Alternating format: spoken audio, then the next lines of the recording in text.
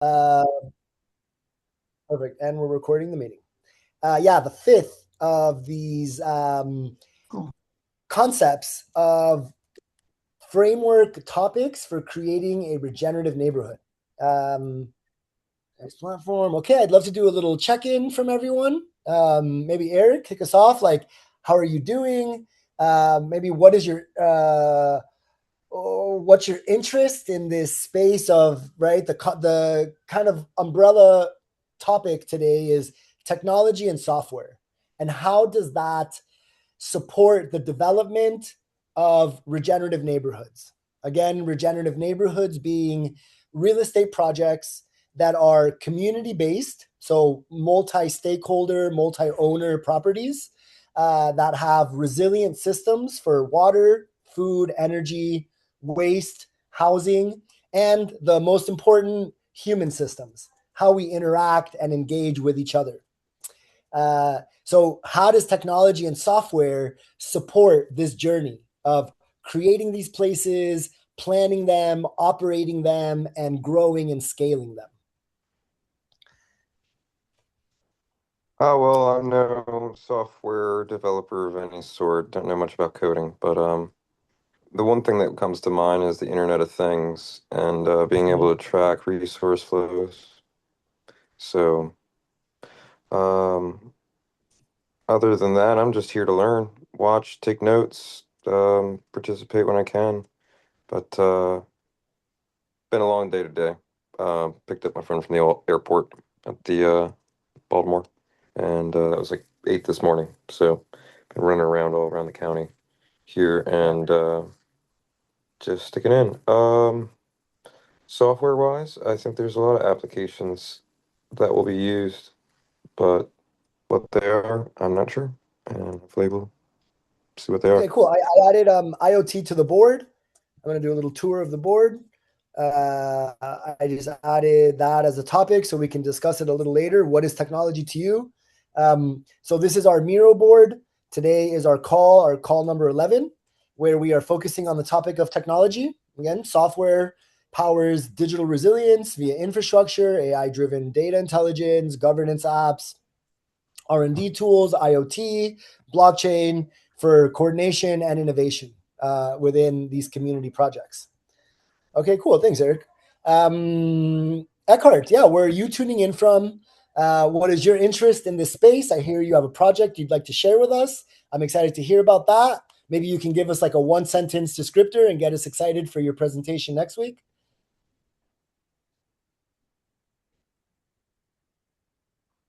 Ooh, you're on mute. Oh, You're on okay. mute. There you It's go. really coming up next week. Can you hear me now? Yeah, You can, right? yeah. Can you hear me? Okay. Yes, now we can Yeah, hear I you. didn't Perfect. realize it was coming up next. Yeah, I didn't actually, to tell you the truth, I didn't realize it was coming up next week. So I'm glad you're saying something. Um, it is and it isn't. I want to give you a real sense for what's happened here. I'm the only remaining person who is talking right now. I mean, all the rest of us, there was John, our architect, who I would talk to all the time, and we haven't really talked on the phone in, I'm trying to think the last time we talked. He just, hopefully he's responsive. Hopefully he's well. He just last year started in a very, yeah, he was having a hard time. We were given a green light to do this. Our obstacle is funding. Mhm. But getting back to the about whether or not and how software is involved, the core solution, though you don't see it, it's built inside the boardwalk, is something called DC Bell, and and it is very much a high tech solution. It's basically on a very simple uh, level. It's a bidirectional microgrid. So in other words, what that means is for people who are interested in renewable power, in particular and other sources, it works in both directions. So the electric cars, they do have to be so enabled to have that capability. And it's becoming more and more common. In fact, it's getting to the point where California has made it eventually it's going to be the law. It's going to be built in For requirements. systems So to be bidirectional, you mean? right, so that the cars, in Sure. effect, they get the owners get a little incentive because they get paid back for the grids taking dibs uh, on their battery. And in fact, what that means is that the cars are mobile batteries in a really true sense. I'm just trying to see Sure.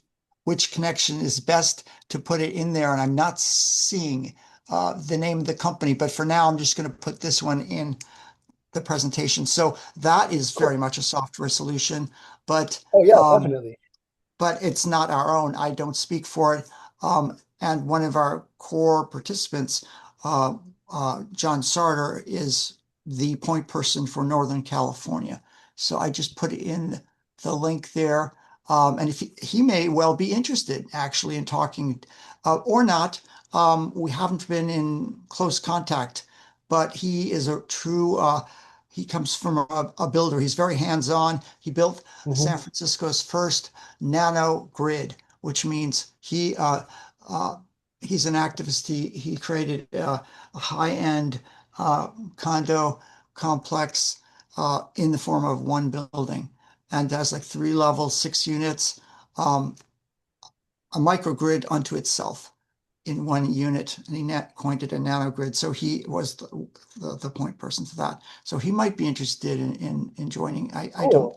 promise Yeah, it, it'll but be yeah, great to pick brains on this because right, the next big chokehold in our civilization is energy. I think for the last, fifth since World War II, we've had enough petroleum to power the industrial revolution and a lot of the things. But now with the super demand of AI yeah, and robotics and all of these things, yeah, let's say the government sponsored grid, especially in the US, where we haven't really been investing into infrastructure, is going to be yeah, the bottleneck. Uh, that I think, comparatively, I think our biggest competitor at the moment is China, and China is doing an overwhelmingly good job of creating both energy capture systems from renewables, um, as well as yeah. really powerful grids for how big their country is and beyond. Yeah, they are growing by leaps and bounds, and I don't even know the metrics anymore in more ways than one. I just what I know is what I've heard about the solar. I'm not surprised about what we just alluded to about the microgrids. They they're they can make these leaps much faster because they don't have the old aging infrastructure. The potential is vast, and they see it, and they're yeah, they're Right. They're makes planning sense. for the Yeah. long term, whereas sadly it feels like the US is just planning for the quarter and the investor like payouts at the end of each quarter. And that is frustrating for sure. It totally is. It Yeah. would have been faster if we weren't in the current administration, of course, Yeah, but sure. we are still advancing incredibly quickly despite that all. So, and the rest of what we have is basically, you know, a design, a pragmatic getting from A to B, but Hmm. in a kind of like not in straight line. In fact, the Fibonacci sequence curve is found throughout nature, and we Yeah. thought, well, why not? And it fits perfectly in the way John laid it out with the land, the geography, so that you can start at this geyser, which you can't currently consistently go to 24/7. With this, you Hmm. could. It's the darkest sky in North America. I think its claim to Hmm. fame is in that way you could get to the geyser, see it in its glory, even if you're be hindered in a wheelchair and you wanted to go, or you're a youth, you could safely walk there. And then there could be performance art. It could be a staging ground for all kinds of artists, scientists. The restoration ecology is happening there already. This would facilitate that. And then there would be buildings that could be built inexpensively uh, from a quantum, they call it quantum hut architecture. So it's like a kit. It can be set up. The skin to it could be added, meaning basically you can design it however you want, and it can be updated and renewed. It can even be packed up and sent away if people don't want it there forever. So yeah, and then I had the idea at the terminus of it. Oh, I haven't even sent the link, but I had originally sent the link. So is my idea was to put in a an observatory at the end of it so that people can, since it's Mhm. darkest skies are to live up to its reputation, you could go in the observatory and watch the night sky throughout the year as a Yeah, visitor. yeah, yeah. Cool. Yeah. Yeah, feel And free then to for share those who any are links, runners, any good huh? links that you have, Eckhart. Feel free to Yeah, drop those links here in the I'm chat. doing it now. Yeah, it's called the Cool. Fly Line, Yeah, Land yeah, Art that's lovely. Generator. I'm Um, posting these yeah, links initiative, in and then the Fly Line. cool. Cool. Yeah, I'm Y- posting these links Yes, on I will Swarm. send that. We for the calls to keep track of stuff, we use this thing called a Miro board. That's like a giant white erase board. And so we are all Yes, sharing links. I've heard of this. Yeah, yeah, it's I'm sharing my screen right now. You Right. can see it. Yeah. So this is like the repository. Each one of these little bubbles is each one of the calls we've had over the last Gotcha. 11 Saturdays. And so in here, we share all this Oh, right. information, I've seen this. all of this info, all of these Yeah. links. Yeah, And then our work over the call series is to use an AI to process all of this data, all of these links, so that it can be our pseudo yeah. brain that helps guide individuals that want to create a community of their own. They get to access all of that data that we've been sharing, plus whatever else exists on the internet. That's Cool. really Yeah. cool. I have actually seen this once before through JRC. If by chance, that's how Carl and I met, JRC, maybe you've heard of it. Okay. I Nice. got the Nice. link finally, so thanks for your patience. And we Cool. likewise, what I'm about to share with you Yeah. is the link that's part of kind of a mirror board too, but it's a more traditional website. So if I can just Okay. Nice. navigate Nice. myself back to the URL, I'll put it in reply and you'll see it's Nice. called landartgenerator.org. And then, fly line at the end. So you click on and you see the 49 other uh, you know, our every year that they do these competitions around the world, there's 50. So we're one of the 50. And I just sent that. Nice. Yeah, yeah, we'll check it out for sure. Thanks for checking All right. in, Eckhart. Thank you for being on the call. All right, Vic. Welcome, Vic. How are you doing? Happy you're here. What's going on in your Hi, world? gang. How's everybody doing? We're just doing little check-ins here. How are you? Happy Saturday. Happy Saturday. We're about to be hit with a major blizzard that's supposed to land over a foot of snow Oh, wow. in the In middle of Minneapolis. March. This is where us cold folks start to go insane. It's like, it's Yeah, waiting sure, for sure. spring.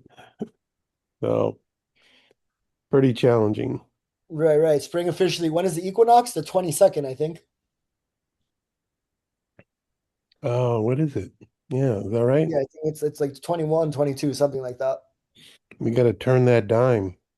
Okay, cool. So what's exciting in your body, Vic, about technology in this, right? Technology being the big umbrella here, technology, software, in application to regenerative neighborhood design and development.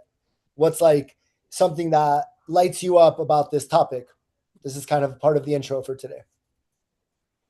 Vic is in Minneapolis. Well, I'm very lit up at where a lot of us are going. Yeah, EBM in Minneapolis right now, home of next generation tyranny, as I say. Um, a mile away from the shootings. I'm having trouble being optimistic right now. Today is a hard day for me, I'll be Sure. honest. Um, I'm not seeing very positive outcomes. I started looking and watching the news. Don't do that Don't a do lot. it, dude. Don't Turn try it off, that. dude. Turn it Don't off. do Um, we just got done killing 200 children in a school, Right, with a bomb to show how big our dicks are.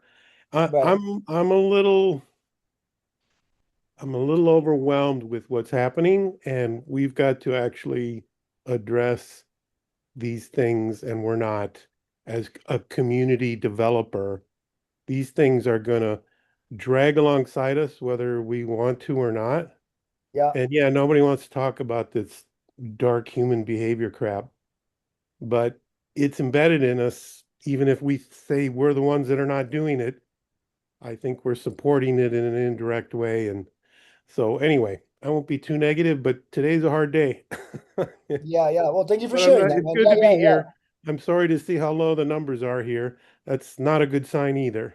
Yeah, yeah, But it's okay. Again, I sent out invites kind of last minute because we were midst travels, and I've been so kind of head well, it's focused not on your like fault. You're moving. I mean, right? It's tough making those transitions.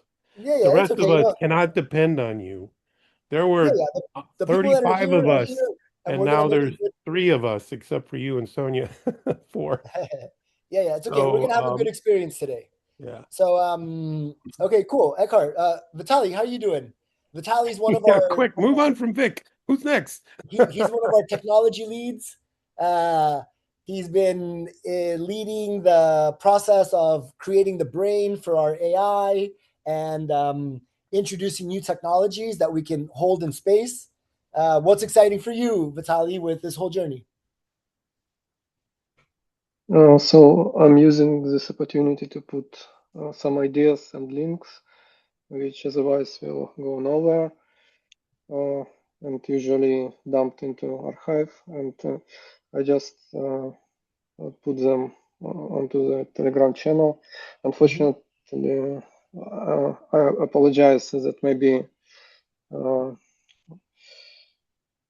signal to noise ratio from my posts not good enough. So Mhm. I just spamming too much. So I will not be do it anymore. And wanted to mention that Telegram is exportable as a JSON file, and I'm working on a tool to have a top-down view on all of the information. So Mhm. we will not be bound to scrolling interface, and we will see everything that I will put on the channel. So I hope so. Fighting with a gap between vision and implementation. So, something like that. So thank you for opportunity to channel the energy and this vision to do it as part of this project, regenerative. Yeah, man, the Telegram chat is our playground. Dude, keep sending tools. Maybe I can even make a special channel for like tools to research. And so you can just drop everything there. So we have one full frame of like interesting things. Or maybe we just leave it and we use the Genesis bot to skim the JSON file of the chats and tell us like all of the interesting tools that have been suggested by Vitali. Because I've been trying to make time to check each one of the GitHub repositories. And I saw the group that you just shared that wants to do maybe a collaboration on that map. Maybe you can tell us a little bit about this map that you just shared. This is parallel channel from the guys movement on Telegram. So a person asked who can help him to develop this project. So it's quite aligned with what we are doing. I suggested to contact Stefan, and maybe I will also have opportunity to take a look. And unfortunately, he didn't join yet, but maybe he will. Okay, that's cool. Yeah, yeah, but we'll keep an eye out on it. Nice. Thank you for sharing that. Okay, cool. Carl, you want to do a little check-in? Anything about technology that sparks your interest? Carl's been sharing a lot of hardware things. Technology, I'm always as a practicing architect, and some thinking about how we have used humans, particularly Western Europe, European humans have used machines, and we keep using machines to provide insights into nature. And we seem to always forget that we are the ones who invented the machine, and we present conclusions from these machines as if they're an objective truth, Right. without remembering that we set up the ground rules to Right. get to those truths. You nailed it, Carl. Yeah. Thanks. And I am always surprised, and particularly the building industry. I mean, much of the energy industries, building industry, how how we keep opinion, how often we forget the lesson of unintended consequences in our technologies. Mm-hmm. And for Unattended me, technology consequences. isn't, I mean, there is some concern about AI, and I'm using it, visualizing technologies, but a technology is a machine and a technology. And we have to always remember we are it to be responsible for it. Yep. But also for me, technology is nuts and bolts things we use on our buildings to provide comfort, or and buildings are a very large part of the extractive economy. So I think that that's important to note. Anyway, that's my so I am to the point about technology. My mantra about regenerative ecological building is working with nature is always more energy efficient, cost effective, and resilient than over reliance on technology. Mm-hmm. Mm-hmm. Yep. Agree. Nature first. Mm, and everything else can come from there if Yeah. we start from there and are mindful to go there. And I think that's one of the big calls of all of this. And I mean, it just and I also, when nature first is also includes the relationship between people and people. It's the social issues. So I think there's good examples of the alignment between um, decisions that create community Mhm. and decisions that create efficient communities, if resource efficient communities. So there is in some oftentimes they're the same response to nature. Yeah. So that's my 2 cents. Okay. Nice. Yeah. Thank you for checking in. Thank you for being here, Sonia. You want to do a check-in? Sure. Is there a prompt to? Yeah. Just how are you? Where are you checking in from? And what about technology is piquing your interest at this moment in reference to neighborhood development? Well, I am in my city right now for a couple of days now, and will be in the United States for quite some time. Technology. We live in a fascinating moment in history. I'm thinking about if our future generations actually will exist, because technology does pose an existential risk to humanity. Then they're going to look at that point in history and be like, okay, there was so much going on. So I think, yeah, definitely considering how we can stay on the wave, technological wave, and utilize all the tools that are given to us, and still maintain the connection to nature, as you mentioned, Carl, and actually do not reinvent the wheel in a way that is exploitative and also not efficient. Um, yeah, and particularly interested in how we can use technology to achieve something, achieve a lifestyle where we can focus on connection, human connection, instead of doing physical labor, so robotics. And then, we definitely see development in digital agents. So I'm just interested in how that is going to sprout into a completely different way of living a life. So yeah, definitely interesting years ahead of us. I'm here to discuss and listen to you guys. Yeah, but your thoughts and your experiences. I'm a little bit sick today, so we'll be tuning in on the side. Thank you for facilitating the call, Oscar. Cool. Thank you. Get well soon, Sonia. Okay, great, you guys. So topic today, technology. I'm going to share my screen here. I just stopped sharing it, but I'm going to share my screen for the Miro board so we can see where we are. And so far, these are the major categories that we've gathered from input from different people over the last couple of years of seeing patterns in different communities and the feedback we've gotten from lots of projects on what are some of their, things that really help them win or some of their blockages and challenges.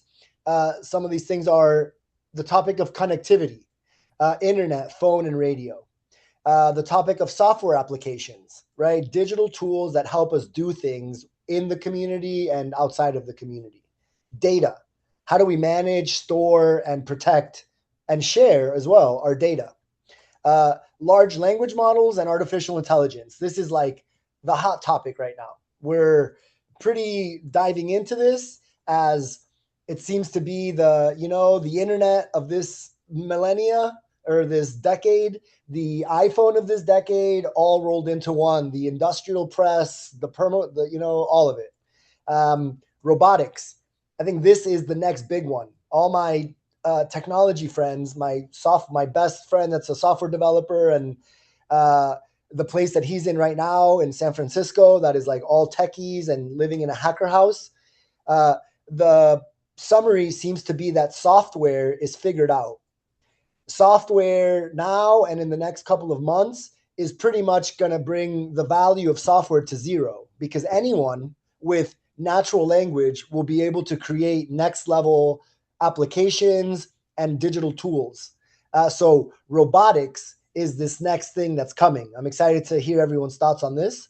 IoT and sensors, IoT being Internet of Things, right? Things like your Nest doorbell camera that is its own device that has its own internet connection and feeds you information about your visual feed of your door, or your thermometer in your house that's in real time telling you the temperature of the house and feeding it over the internet to your cell phone anywhere around the world. And sensors. This is an interesting topic. Eric brought it up. 3D mapping. I think in this 3D mapping, we're going to also add what is the thing, Vitaly? Right, digital twins. 3D mapping is creating a visual representation of our surrounding and creating a digital representation of it. That's exciting. Obviously, blockchain. We've all heard about the blockchain. Decentralized, distributed way to store data that crypto is based on, and then gamification, making technology more engaging by adding elements of a storyline, points, and different kinds of things that make technology more engaging and in some cases more addictive for people. So these are kind of the broad categories that we're going to explore today. If anyone has any other ones, that's the first question on the map. I want everyone in the next couple of minutes. I'm going to set this timer for a couple minutes. 5 is too much, probably. I'm going to do 2 minutes. I'd love everyone to think about what is technology to you, right?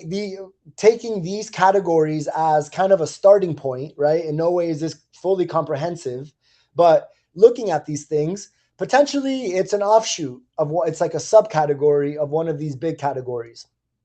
Or maybe it's something completely different that we haven't even put on here, like whatever, satellites. That's kind of communication and stuff, but Okay, so I'm going to leave 2 minutes. If you're on the Miro board, I invite you to jump onto the Miro board. The link to the Miro board is here. Did we share it? Yeah, it's shared. Okay, here's the link to the Miro board. I'm sharing it here on the chat of our of the Zoom call in case you want to click the link and dive right into the Miro board. You're free to use that. This is the page you're going to see here. If you want to share, I'm going to leave 2 minutes. I'm going to start this timer. Feel free to add anything that you feel falls in the technology category. If you have any questions, feel free to ask any questions. Some Light conversation is welcome.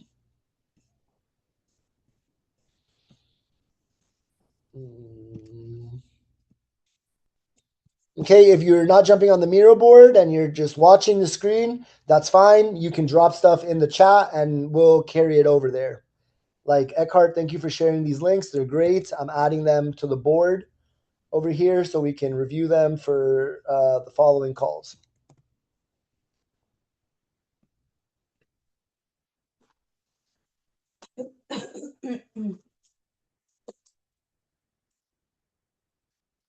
This stellar world. Hey, Oscar, remind me how you click like your name or something so it just jumps to the right place in the board. Yeah. Okay, I can bring you guys. You click the number. You see my screen up here on the top right next to the share button. You like click that little drop down, and then you can say, bring everyone to me. Let me go to the right spot right here. Okay, boom. Ooh, I just brought Vitaly over. Sorry, Vitaly. You saw that, Vic? Yeah. And over here, what is technology? Feel free to grab a few Post-its and drop some Post-its. I'm going to add 1 more minute to the time. Yeah, I know it's still very early in the scheme of these things, and best way to really absorb what they talk about in Stellar World. And the reason I actually mention it is because they go to that point of saying, yeah, we are going to build out in 20 years' time a fully renewable energy-based system, which is going to be built ultimately and self-healing network powered by robots. It sounds like science fiction, but after putting it down, I realized, well, maybe it's worth the faith that it actually could happen. And here's a link to the guy, one of the two guys who's the VC involved in it. I don't know if it worked or not, but hit send. Oops. There's more in here than I. Yeah, Doctor. We've had another community member on the call who's been sharing with us this idea of like stellar futures, and it's like energy efficient. Everything's pretty much taken care of. UBI is a necessity because through robotics and artificial intelligence, all of the logistics, practical things are pretty much taken care of. So humans are living in a world of abundance that helps usher in a new era of humanity. Yeah. I don't disagree. It's just how are we going to get the powers, the powers that be around the world to say, okay, we'll do it. And really sort out why it's expedient to do it and why it's disruptive in a good way. We have 20 years in which the patent system will reward these, the new technologies will fill the void. But after that time, it's over. All energy is going to be free for everyone. I mean, that's a bit. I think the blockage there is probably the incumbents, that are like holding the keys to that castle of energy and not wanting to dethrone. I think the biggest challenge humanity has is humanity itself. Like the individuals that have some level of power and don't want to let that go, even for the good of all, because it means they become equal to everybody else, and that's maybe not a position they're comfortable with. Well, I think they'll figure out ways to monetize it in other ways. I mean, I remember when I read Wired magazine like 25 years ago, or even more, they're predicting the cost of a long distance call was going to approach zero. And look what happened. We use WhatsApp. Right. WhatsApp. It's obviously we're paying for it in other ways, but we're using a Zoom. It's for all intents and purposes, it's free, but we're paying for it in other ways. Right. Sure. Yeah, I agree. Okay, so a few of the things on here, IoT, Eric shared that one. Energy grids, definitely what I see in technology. Space travel, self-sustaining autonomous life support systems, gravity energy harnessing, tools to optimize all important systems, biohacking. Okay, cool. Yeah. Actually, we don't have any of that here in technology, like biological technology. What we've figured out with the protein, we've like understood all of the protein folds now with like an AI. It's figured out a bunch of protein structures. So that to me is like ultimate technology that understands biology. Technology pretty much is anything that we can think of. Sure. We're trying to divide it into medicine and such. Okay, Carl, I see here you said 2 minutes is not enough to log on. Okay, well, let me. I We have a little challenge more time. anyone to define anything that is not technology. Name Yeah. one thing. One thing that is not technology. I mean, like, Each of us. I mean, Anyone? Ikaba? are you removing biological technology? Well, what does technology mean? Well, here's one. I'll That's share it. I was just yeah. about to share it. There's a guy I know. Some of you, Carl knows him, Brian Van Hertzen. He won the X Prize a few years ago, and he has something that he's coined marine permaculture. So anyone who knows anything about permaculture knows that it's more of an appropriate technology, right? In some Mm-hmm. ways, but it also takes advantage of, potentially, I'm not an expert at it, but his definition of marine permaculture is, he's got some really interesting systems that ultimately, I asked him with this question, I thought he was going to laugh in my face, but I said, do you think we're soon going to be able to have robots, working there with, go lower these hoists and monitor things? He says, absolutely. Within less than, 5 years, it's going to be absolutely cost efficient to have Oh yeah, yeah, fully yeah. automated robotic systems. Mm-hmm, mm-hmm. Yeah, So yeah, totally. So like that's a good example. That's like a good segue into the next topic, which is how can technology support these other categories, right? You were just giving an example, Eckhart. Dr. yeah. Brian has been a participant on a lot of the calls that we've had. Oh, okay. Not surprised. Let me Yeah, just yeah, share he's the been link joining of those. and sharing a bunch of the awesome stuff that he's worked on and a lot of the things that are on his radar and that he's hyper focused on. I think he's in California right now. He's in Yes. yeah, he's out there now for like a solar punk conference or something. That was last weekend and he didn't make it up, but we did talk about it. Mm-hmm, I mm-hmm. tried to help him out with getting a hotel room. Oh, Um, okay, nice, nice. But Yeah, I so that haven't had example you were my just giving, question answered, even responded to. What does technology mean?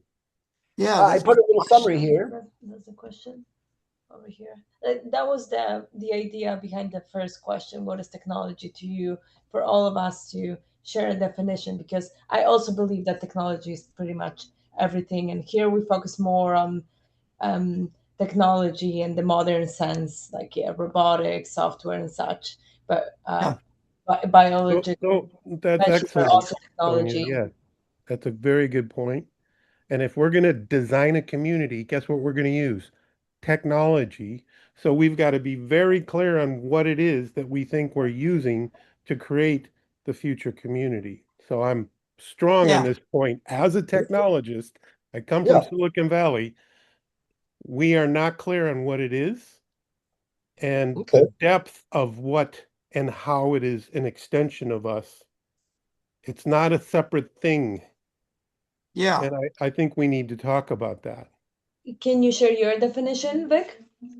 Well, yeah, according to the law, according to Vic. Let's hear it. I'm curious. Oh, what? I'm sorry, it's hard to hear you. Yeah, what's your like perspective on the definition of technology? It is humanity's offspring. It is our child. I've said this before. We Humanity's we offspring. always think of the biological child as an offspring, and it absolutely is. I think we need to get closer to recognizing the technology and what it means, which is manifesting through knowledge. So it's bringing forth something into reality, physically formed, whether it's a baby child or an AI machine with memory systems that are overloading our energy network. There's a different way of thinking about technology. That's what I'm trying to say, than what we're Mhm. using by categorizing it as online. These are all true, but Right. I think we need to go deeper into the depths of what technology is and Mm-hmm. how we cannot separate ourselves from it.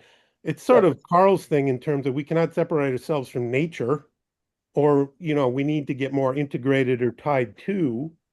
And so this is Eric, right? Help me out. It's an ontology, and an understanding and a use of what we think or believe in, and how that will transform the trust level of its use. And we will create something completely different if we understand it as something completely different. So manifesting has to do with the ontological understanding of what our small little pea brains think it is.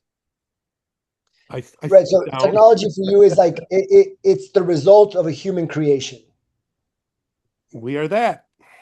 We Okay. are that. What about What about a a rock? non-human creation, like everything else, Like a like us tree, a humans? tree.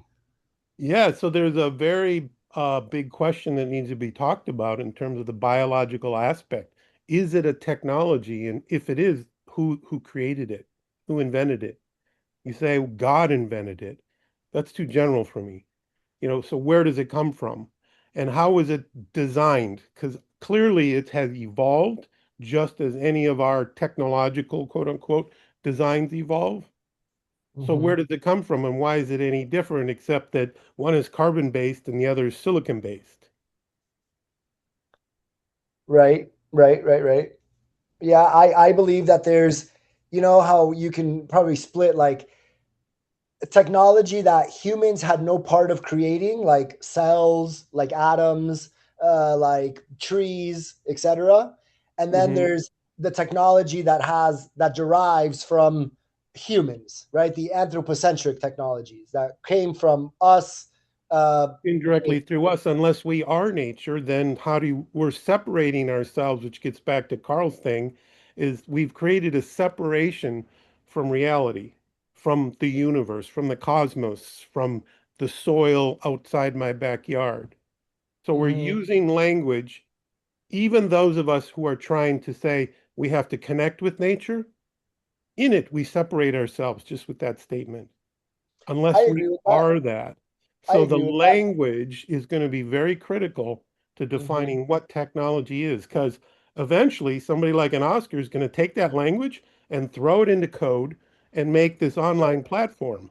It's very related. It's very related. Yeah, yeah, yeah. I agree. I guess there's like in my mind, there's like some perfection that comes from a purely biological system that's happened over, eons of trial and error Yeah, versus what we're creating now as humans in like, a in speck of spec a sand, moment in time, right? A right? speck of Yeah. sand of moment in a desert of like things that we're like, oh, this is something, technology that we've created. And it's just, mm, But don't definitely we, not. but my point is we have to say then, okay, that's where our perspective is. That's our, I keep thinking of Eric because he brought up ontology.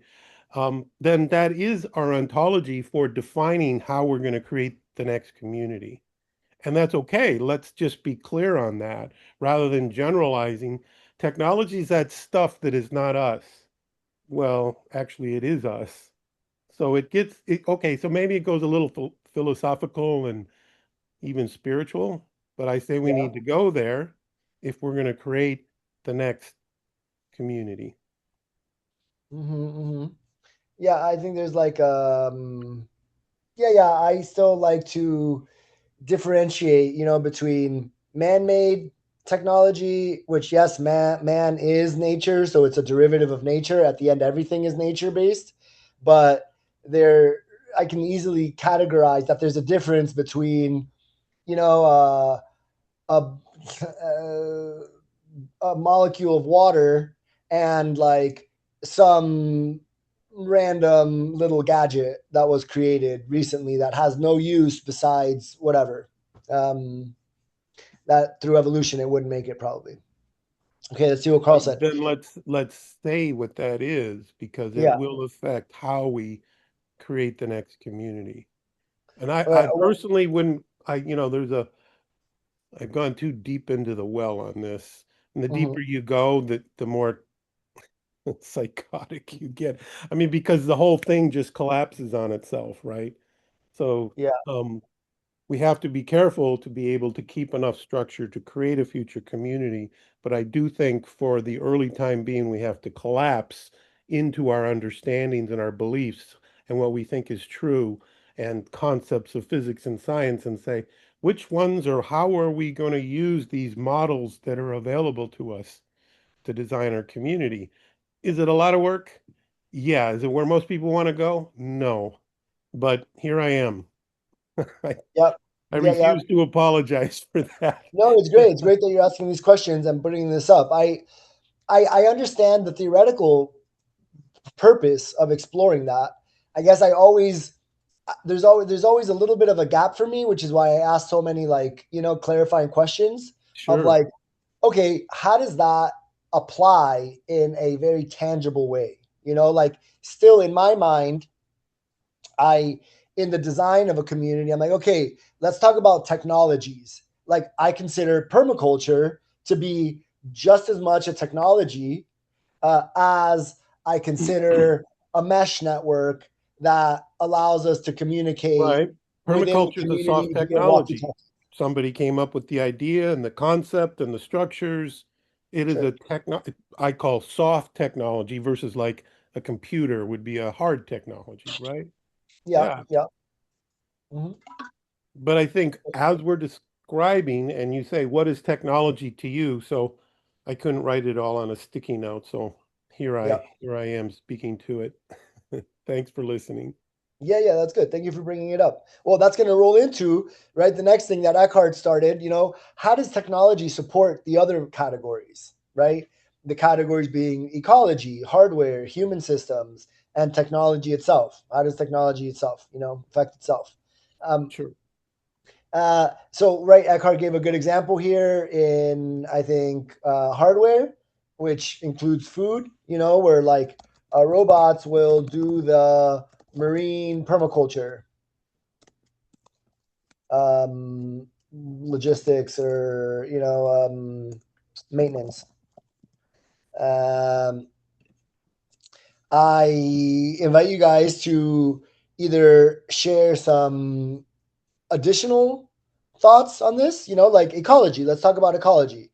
How can technology support ecology? Any ideas? Leave it the hell alone. Leave it alone. Don't mess with it too much. Yeah, yeah, yeah, yeah. Agreed. Mm-hmm. Yeah, I think monitoring is like a really strong one where technology can help us understand better what's happening in our natural space, where right nature moves in eons, whereas a human life cycle is only a few decades. So it's hard to grasp a giant scale of transition and change. So monitoring is an important one in my mind. Any other ideas on how technology can affect either positively or negatively, the ecology in nature?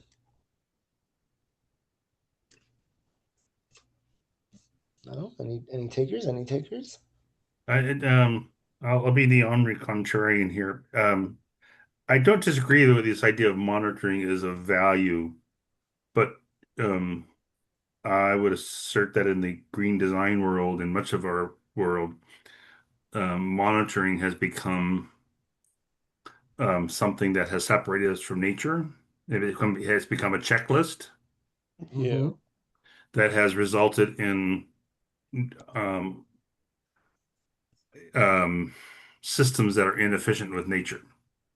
So the monitoring system becomes the thing, not the map, not the landscape.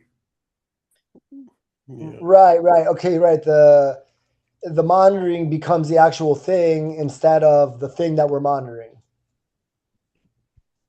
Yeah, like I proposed a building in Santa Monica, which is supposedly kind of cutting edge, leading green city. And I called it a passive solar building because it's designed to work with the path, how the sun moves across the site. And the planner said, well, you can't use passive solar design because it's not a certified system. And she also went on to make a case that, because the sun's geometry is different than the grid of Santa Monica, what I call the solar grid, Uh-huh. um, is quote irregular geometry versus this arbitrary grid of the Santa Monica city, which is about 45 degrees off from ideal solar grid. And Yeah. so she's telling me and this to me is a microcosm of what happens within the building industry, the design industry, is um, the primary orientation is the frickin' sun. That's where all the energy comes from. Sure. But what has happened in her narrow view of reality, it's the sun grid is not primary grid.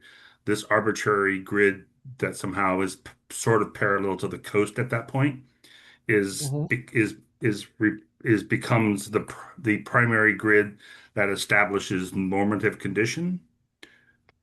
Um, and I share this because I think that is an example of what happens too often in the green design world.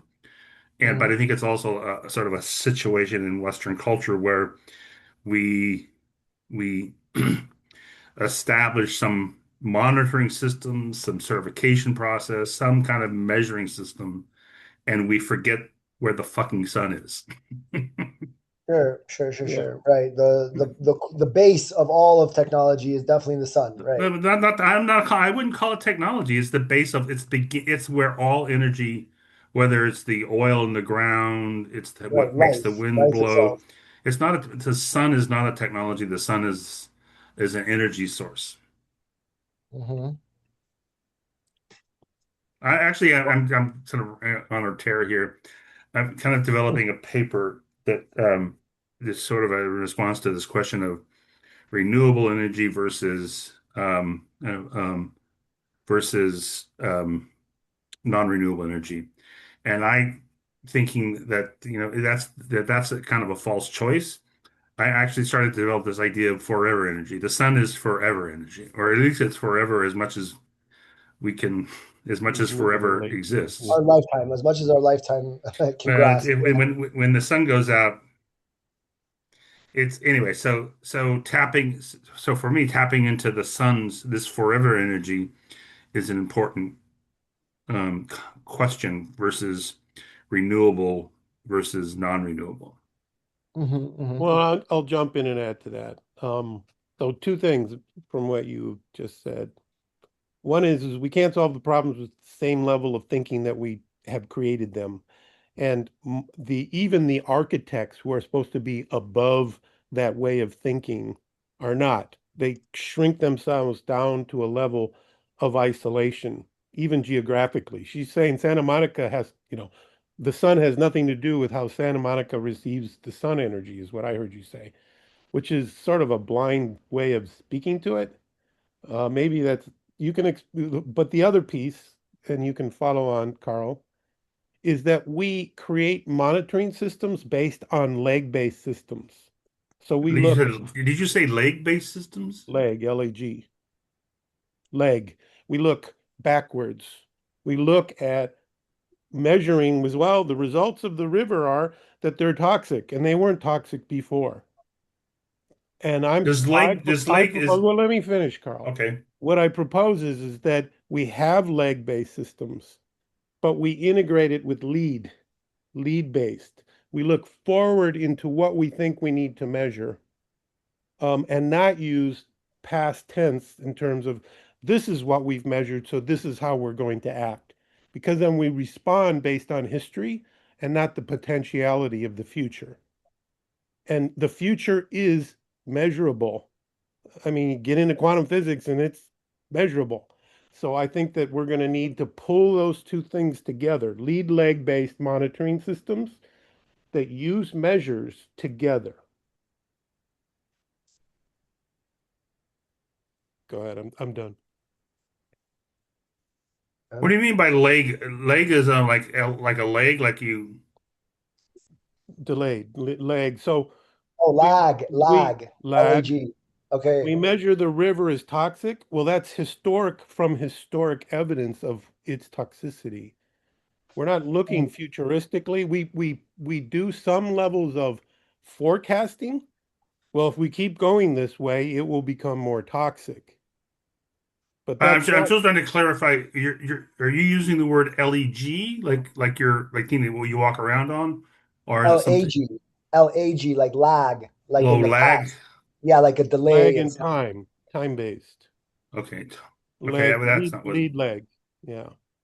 And the lead, like LEAD, lead. Is in the future Lead is in the future, lag is in the past. And 99% of our measures are lag based measures from the past to the present. from the past to the present.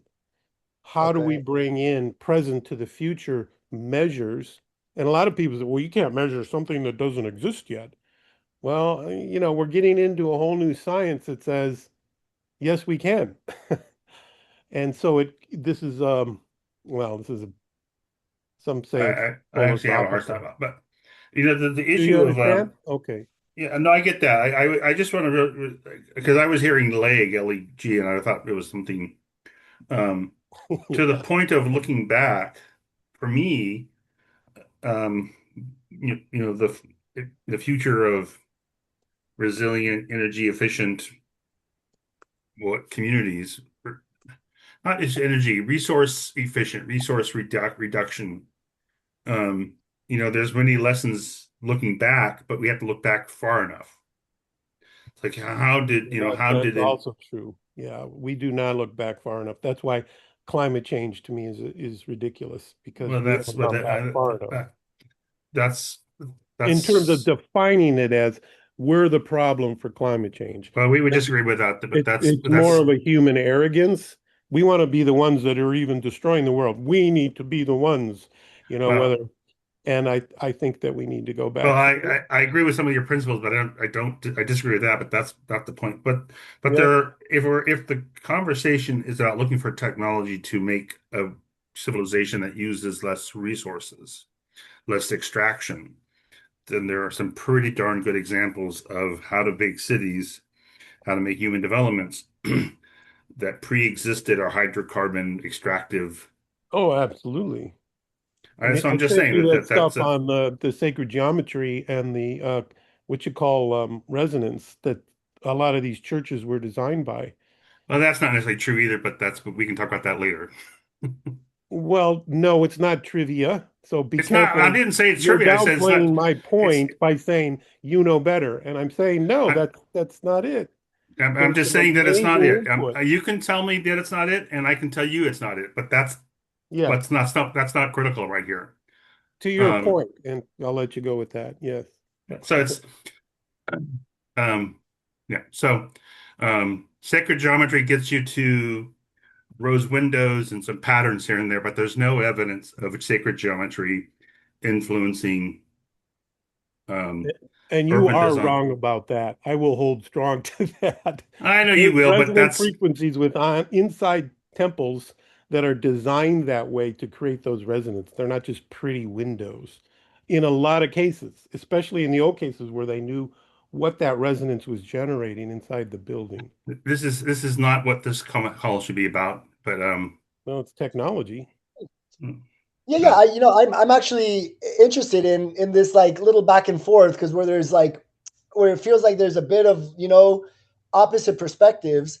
I'm always curious what the like middle ground can be. These are very Yeah. That these abrasive are place is where the insights emerge, right? right. These are lovely moments, specifically in community where, right. So on one side we have Vic, where like, okay, if we design this in a tree of life or flower of life pattern, maybe it'll be better for the garden. Whereas Carl, your perspective is, actually we should follow the track of the sun and design in the way that the water falls, right? I think this is your perspective, or maybe what would be Well, I your. mean, to use the analogy of the flower, it's not Mhm. mutually exclusive. But Sure. just looking at the history of buildings and sacred geometry, um, the evidence isn't there. The flower is that. Hmm. The Okay. flower, if the flower is your analogy, then you look at the flower as something that absorbs energy and how does it do that? But how a flower that's a few meters or small and how that process works at a larger scale, like a city scale, the system needs to be adapted. And as far as I could tell in history, the two don't the two don't intersect. Yeah, it got lost. Read my paper. I have read your paper and I have a so here's an Okay. example. You have 100. So here is an example. And we can so since you've asked the question, so here's an example. Yeah, yeah, share it, Carl. So I there's want this to. idea in people who are interested in sacred geometry that the Gothic cathedrals were designed with a certain harmonic frequency, um, and that the Gregorian chants, for example, were designed with the same frequency. And there are some that demonstrates some shared root. What historians are saying is that the sound quality, this mystical sound quality in a medieval cathedral, it's kind of just what happens with when you have a large, expansive space with hard materials like stone and but the historic, so the rhythms and the frequencies and the melodic systems of Gregorian chants actually developed from the buildings that were already built.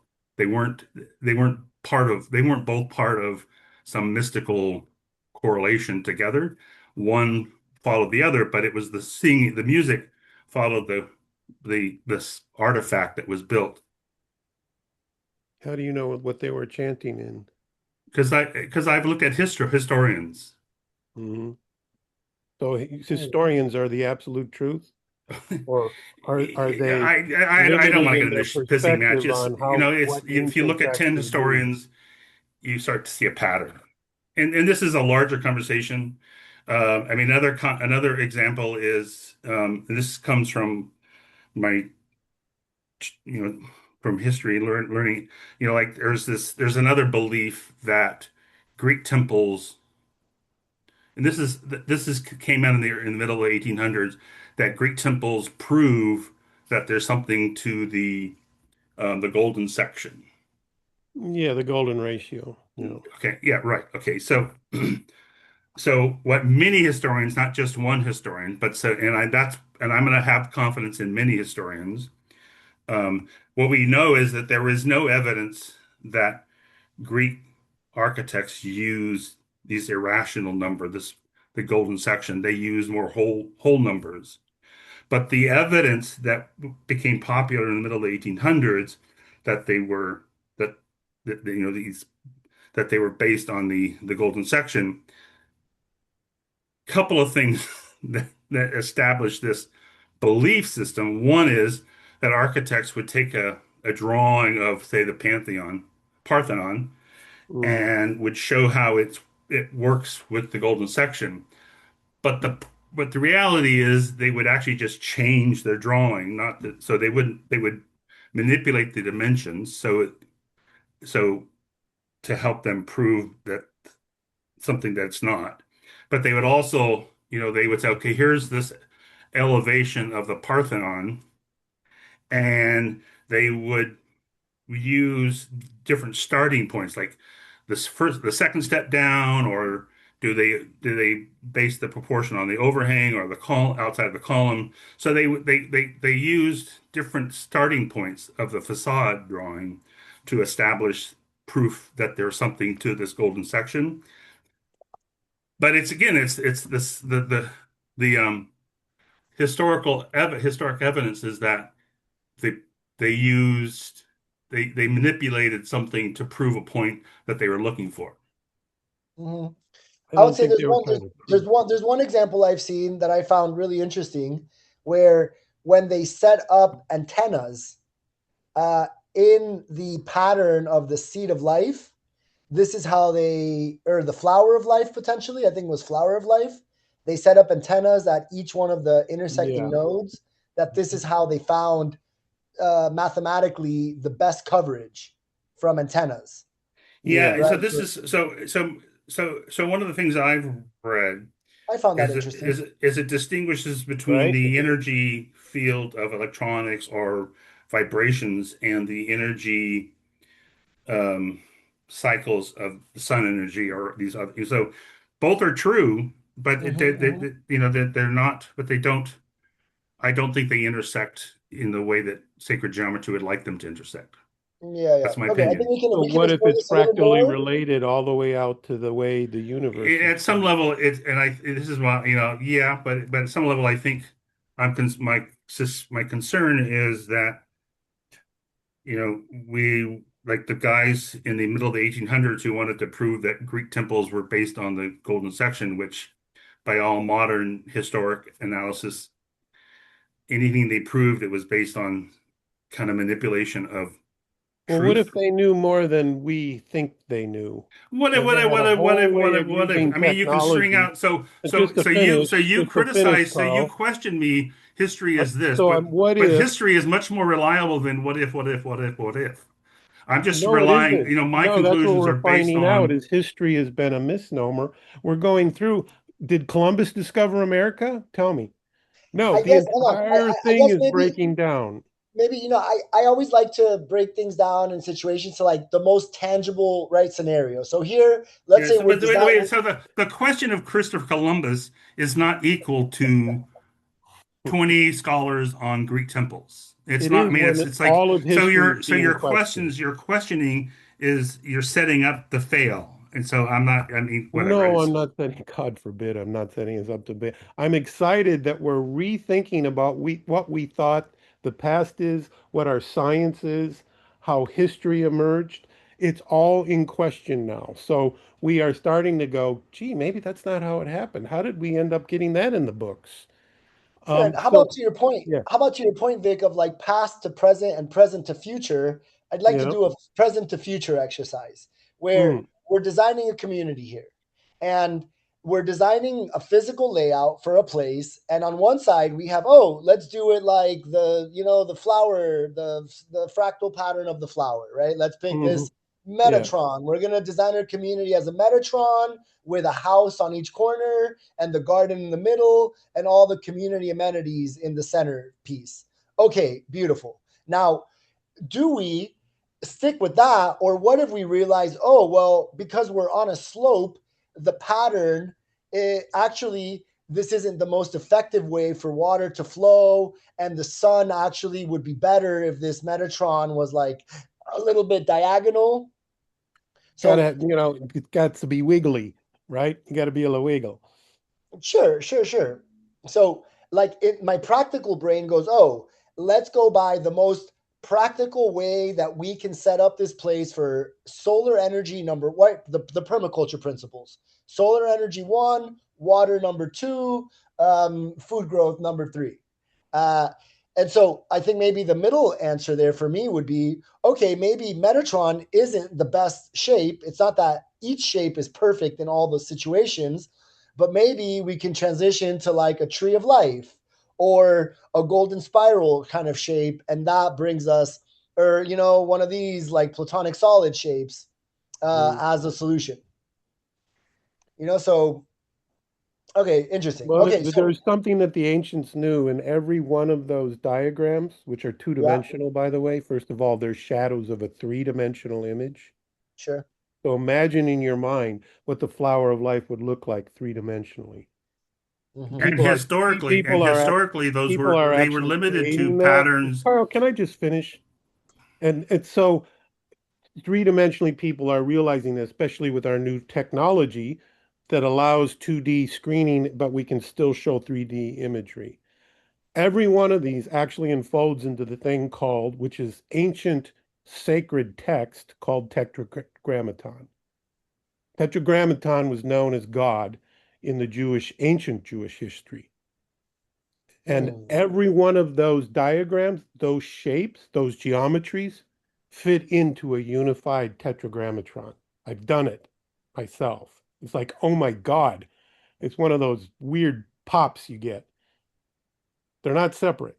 They're just different ways of looking at the same thing. So we've always talked about all is one, which I always hated that phrase because it's like, what about the individual? But the all is one part is true here. It's a unified field and a unified geometry that is demonstrated to be shown that way. And it's all over the internet. So this is not just Crazy Vic. Tetragrammatron. This is what it I looks mean, like. so wait. So my history is not valid, but all over the internet is valid. I mean, this is like the No, I'm not saying anything about you The not being thoroughness valid. of Your this stuff is is extremely valid. Your stuff is very valid, Carl. Is this the Tetragrammatron? I'm like putting it on the board. Kind of looks like It's a. close to the icosahedron. Icosahedron. Somebody help me with the language. Dodecahedron. I can't. So it's this big long thing that Hmm. fits into it too.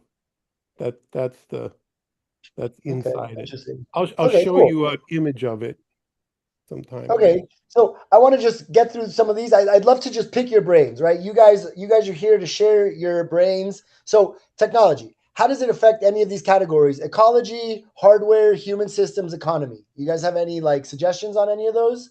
Like, and I appreciate that. I really have to go but I would, for me, it doesn't really matter about history. I mean, history can provide some insights here and there, but at some level, my principles are like, how do you make an energy efficient, resource efficient city? It's really the mhm, same as permaculture. yeah, There's agreed. just some principles that work, and I haven't seen any evidence of these more complex systems that have been used in the 20,000 years humans have been making things Mhm. that um, um, present the fact of making something resource efficient as the principles of permaculture present. That's Right, right. Right, because permaculture principles are based on like we see like things in the physical world. Yeah, like I'm a yes and person. So yes, Carl, I agree. And potentially in all of those designs that were based on the permaculture principles and the sun and the wind and the water, which is the most practical, logical way, underneath all of that, there's like how many sacred geometry shapes are there? Tons of Yeah. them. Potentially, in the right case, there is some one or multiple underlying patterns in any of the designs that So we you just would find them there. The sure we outcome just would be those geometries that we well, can this actually might see this and but measure. And that's showing vector energy efficient. So it's showing the efficiency of how the universe knows to build itself. And we've mhm, gotten mhm. away from that. As it's interesting, we have well, separated ourselves from yeah, that. so I'm just saying is that we've never been there. To Oh be yeah, really we've been. obstinate. So yeah, But the we'll but the we'll but the differentiate idea on of a permaculture garden based on a flower design that it could work, but Yeah. but I think that the and you translate that, that might help carrots grow better or something, or because you have different sunlight. Mhm. But those principles have to be um, um, changed a little bit when you're talking about building something that's the scale of a city. Yeah, oh, they have to be changed, absolutely. Sure. Nobody's reached the perfection of God. We just chase it. We Yeah. reach for it. Right. We're doing And our I, and best. and I really need to go, but and I'm not, happy to share some research and sort of, but some of these, but it's my opinion that Mhm. in the search for evidence of sacred geometry, historians and architects and designers have, they take something from ancient history and they manipulate the actual dimensions to prove a point. So it's history. You're looking, you change you Right. change your They want analysis. it to be true, so they make it true. They just Correct. readjust in the language or the proposal or the measurements. And I'd say that does happen, but I think there's something deeper than that. Yeah. Okay.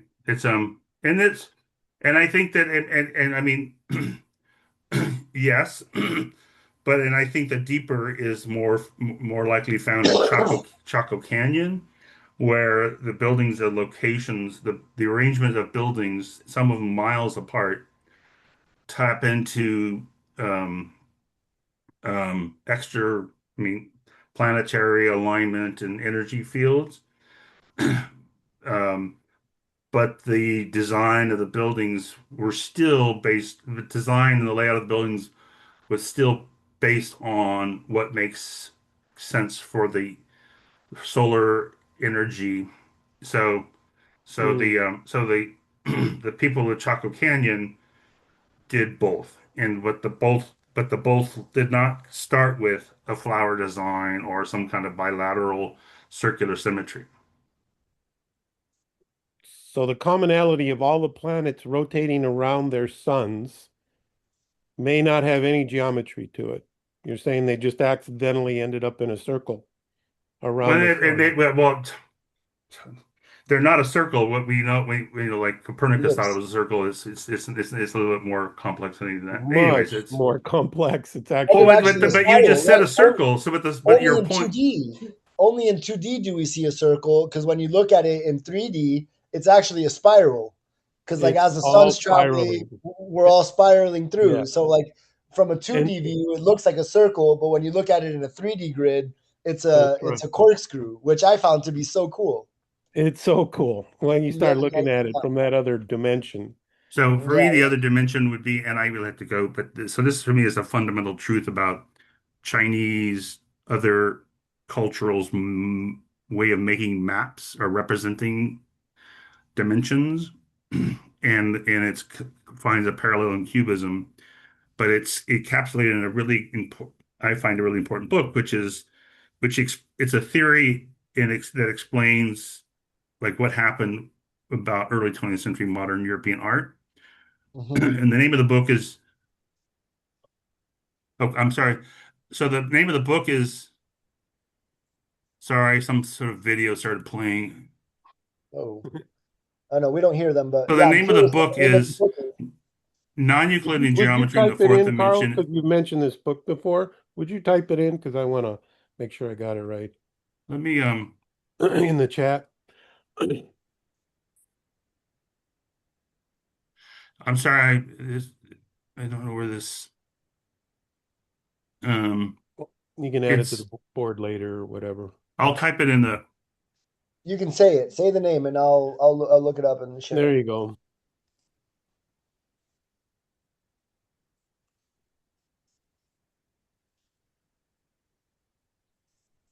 um,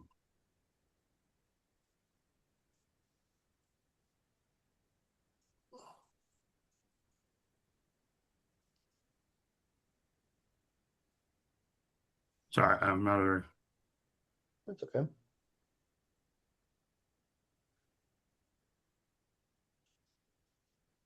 oh, it's art. So I mean, I fundamentally believe and strongly believe that this modern art, I think is kind of what Vic is intimating, is that it was modern art was about kind of, hey, Europe, wake up. There's other dimensions and other modes of geometry and other modes of time that that is more organically of looking at nature. Yeah. And for me, I think Chaco Canyon is more aligned with that at a spiritual frequency than a rose window in a Gothic cathedral. Just Yeah. And by the way, for the data, Oscar, there's an old book, and this is I mentioned to Carl. It's called Art and Physics, and it's written by a medical doctor named Leonard Schlein, who actually showed or demonstrated that art emerges before science. So the ideas of three-dimensional geometry wasn't some scientist that figured it out. It was the artist that put depth into his paintings. And from that, the scientist then did the calculating processes. is this about? I didn't look at the book. Is this um Brunelleschi in the 1400s, like the basis of Renaissance painting? Oh, you're ahead of me with who the name is with who invented 3D and art. Is that him? Because it He certainly actually got refined it. invented. It got This is a demonstrated. you're getting to a point that this is like my core value.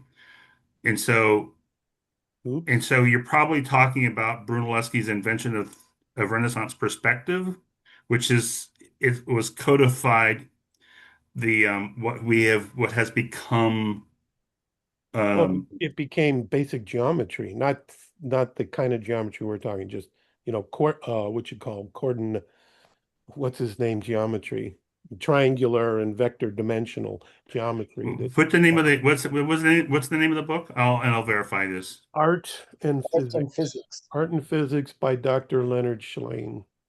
And he's later written some pretty, Leonard Schlein. Yeah, I have a link here of a summary I can share with you.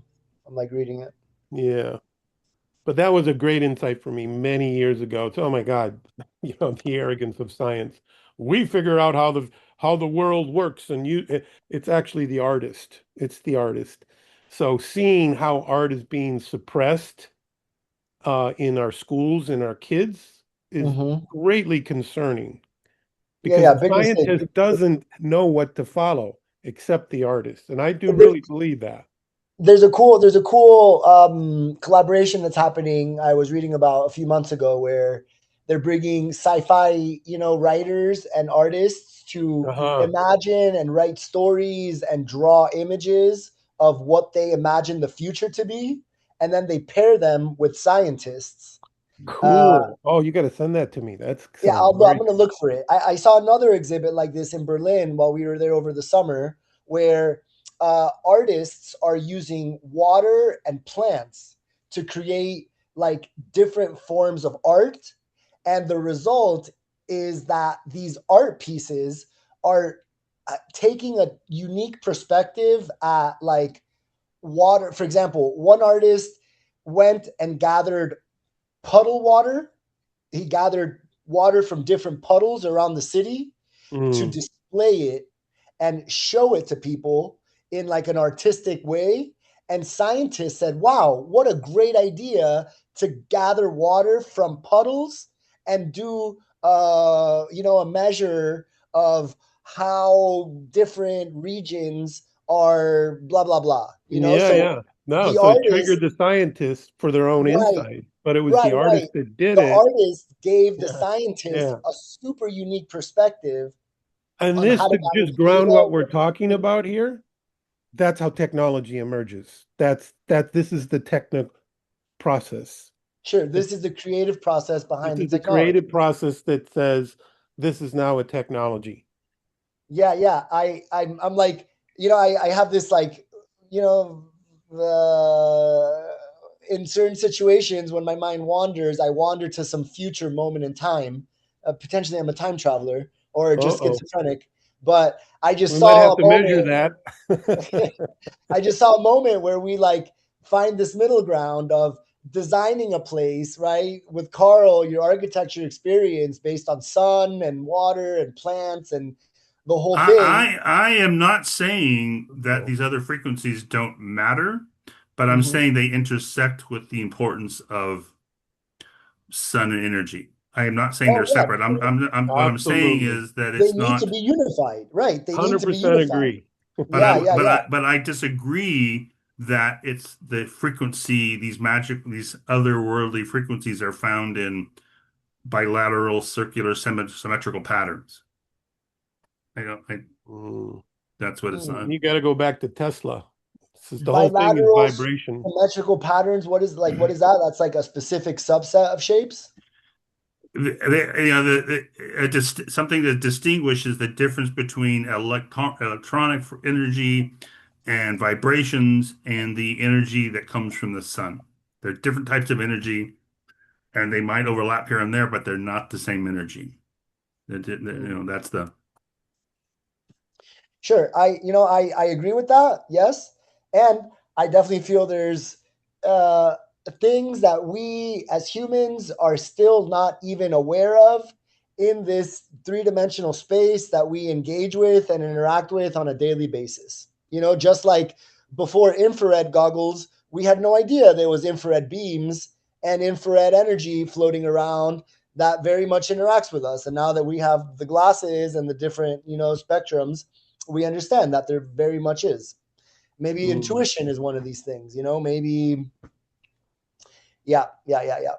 and I suspect that the insights, if we open up if we open up a multidimensional thinking, that's that's kind of based in this book, or what I think European 20th century art is about, is how you get there.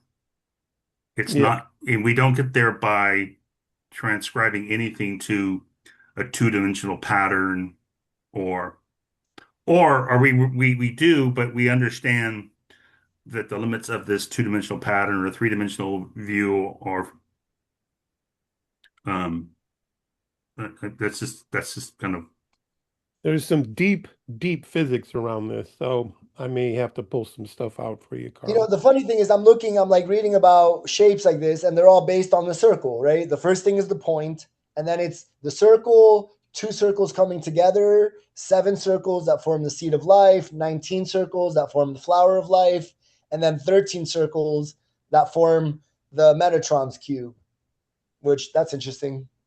Mhm. And thus complexity.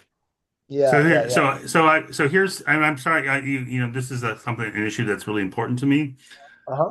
So just using Claude just to really quickly, Yep. so my guess that Shaylin was really, this his theory about representing three dimensions. It's this thing that this is a core part of my thinking. When it is this, what happened was the invention of linear perspective in 1413. Mm-hmm.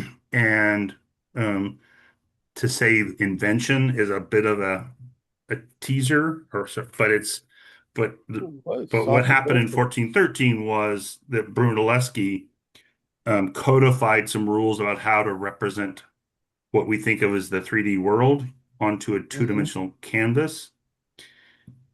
And it caught on like wildfire. It brought on the Renaissance. It brought on um, Renaissance architecture, Renaissance town planning, Western science. For me, the idea that Western thinking, Western science is so dependent upon machines to connect us to nature. To me, this is the book that I need to write, which is the history of perspective and perspective machines.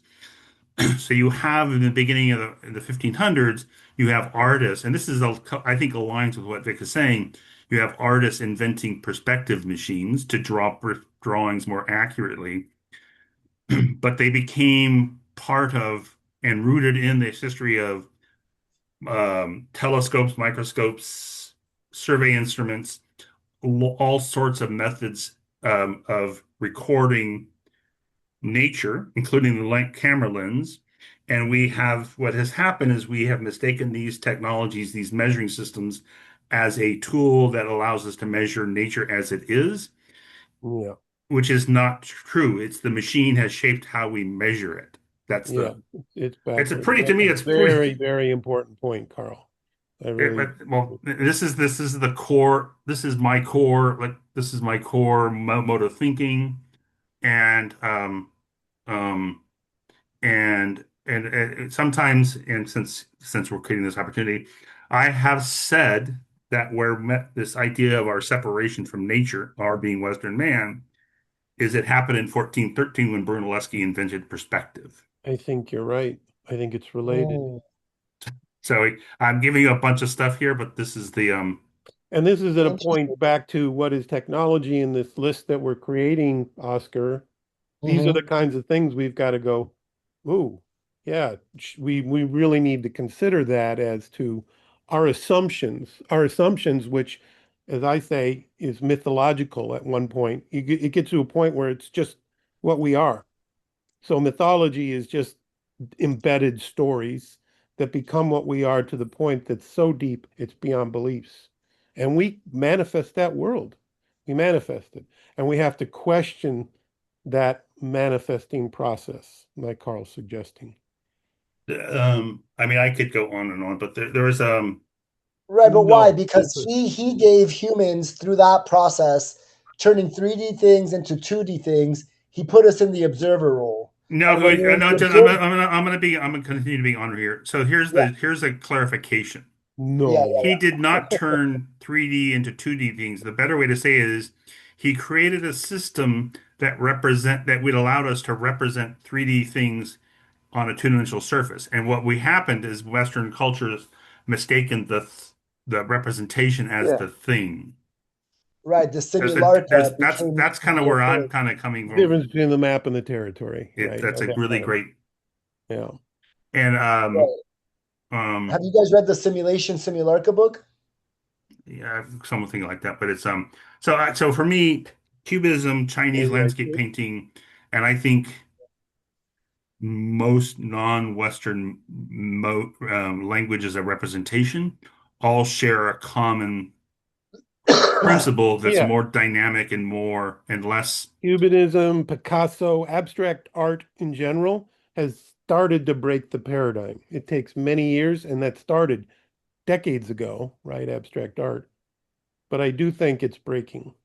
Well, one of the things that's sort of I think historically interesting is that um, Picasso and Cubism, which grew out of the Impressionists, were actually is redisco I know rediscovering, you could say that, but it's rooted in Chinese landscape painting. So the rules being how you represent objects in space and nature, the modes of perspective, if you will. The rules that Chinese perspective is based on is identical to Cubism because Picasso and the Cubists took that idea. And so the rules are multi perspective, not a single Mhm. view. There's a time element. There's this idea of representing an emotional quality. There's an idea that man is never, man is represented as a small thing, as in subjected to the forces of nature. Um, and so I so and I'm not disagreeing. I'm sort of saying that the similarities between Cubism and Chinese landscape painting is that they're both kind of organic process, but just historically it looks the same because Picasso and these guys were inspired by it. But we don't, that's not part of Western art history because that was kind of codified in the in the middle of the 20th century. And by God, no Western art historian is going to say that Picasso was influenced by Chinese painting. No, what would we do with all our bombs? We got to have somebody to bomb. We've got to disagree with And it. again, because you got me riled up, I have a couple of paintings that were actually called the first Cubist paintings, which I think the missing link, like why, if you look at that in the right way, and I'm implying that I have the right, I'm suggesting the right way to look. Anyways, when you compare that to a Chinese landscape painting, you can see how, to me, this is the missing link to Sure. like, Put so that this on the is map. I'd like to see the image when you get a chance. another time, but so Yeah, these are up, this is a subject that I'm deeply committed to and looked at got it. and I mean, part of maybe since you and I can have a pissing match about this some of the time, but at some level, these Not us. No the way. these this oversimplified um, s- um, patterns, it's still Western man interpreting a more complex spiritual This mode. did not start with the West, these images and diagrams and these patterns. It is not us. That's the one thing I have found that is not. We've taken over But what everywhere is else. us? What is us is the way we Us have. as in this Western philosophy and thinking and Europe and, that kind of. Try to explain these patterns outside of the analysis interpretations from Western people. That would be the question. Yeah, it would be a challenge for a Western boy like me to do that, but I've been writing, trying to come out of my own paradigm of use of language to describe things. Are you familiar with you got me going here. So are you familiar with for everybody, it's called the daggers of Chaco Canyon? The sun No, what is daggers. that? I will share that later. But Oh God, here comes the snow. Oh Jesus. I'll so be so I'll be so buried. if people are familiar with Chaco Canyon, there's quite a lot of interest. But there are three large rock slabs that were leaning up against the face of a mountain and So they the were megalith slabs, I'm sorry? the super ton megalith slabs, nobody can figure out how they moved them, let alone cut them. Those? No, that's Oh, Cyclopean masonry. That's another thing. No, these are oh, three slabs that are probably 4 or 5 feet in different directions. oh. You can you can I'll just put this is really Well, what's your point? well in a second. If you Google this, because there's a really great video at the from the this exhibit at the Visitor Center for Chaco Canyon that describe it. Mhm. So this Well, if you guys are gonna archaeologist. do that, you guys, I gotta pee. I'll stay here, but I'll be right back. Can we? Uh, the sun daggers at Chaco Canyon were three rocks leaning up against a face of rock, and there's two spirals, different sizes. And what's really kind of amazing about them is that, according to archaeologists, they're the only system of all different ancient cultures where they were able to track both the lunar cycle and the sun cycle, Hmm. which seems pretty damn interesting. And as from what I understand about history is, like the um um the thing in England, there's lots of examples in ancient architecture where they mark the solstice and things of the sun, but the system that also tracked the lunar cycle, which is much more complicated than the sun cycle, and the fact that they tracked both of them together is really pretty interesting. Okay, that's cool. I'm gonna look that up. I don't really know anything about it. That's cool. Yeah, so to me, this is an example of multidimensional celestial thinking. That Yeah, that's cool. you might your the comment about water. This is I've learned this from a friend of mine who's Mhm. that somebody has shown that if you take water, 2 glasses of water, she's quite reliable. You take 2 glasses of water and one glass you yell at it and scream at it, and another glass you love it and say nice things, and you freeze both of them, the crystal shapes changes. Mhm.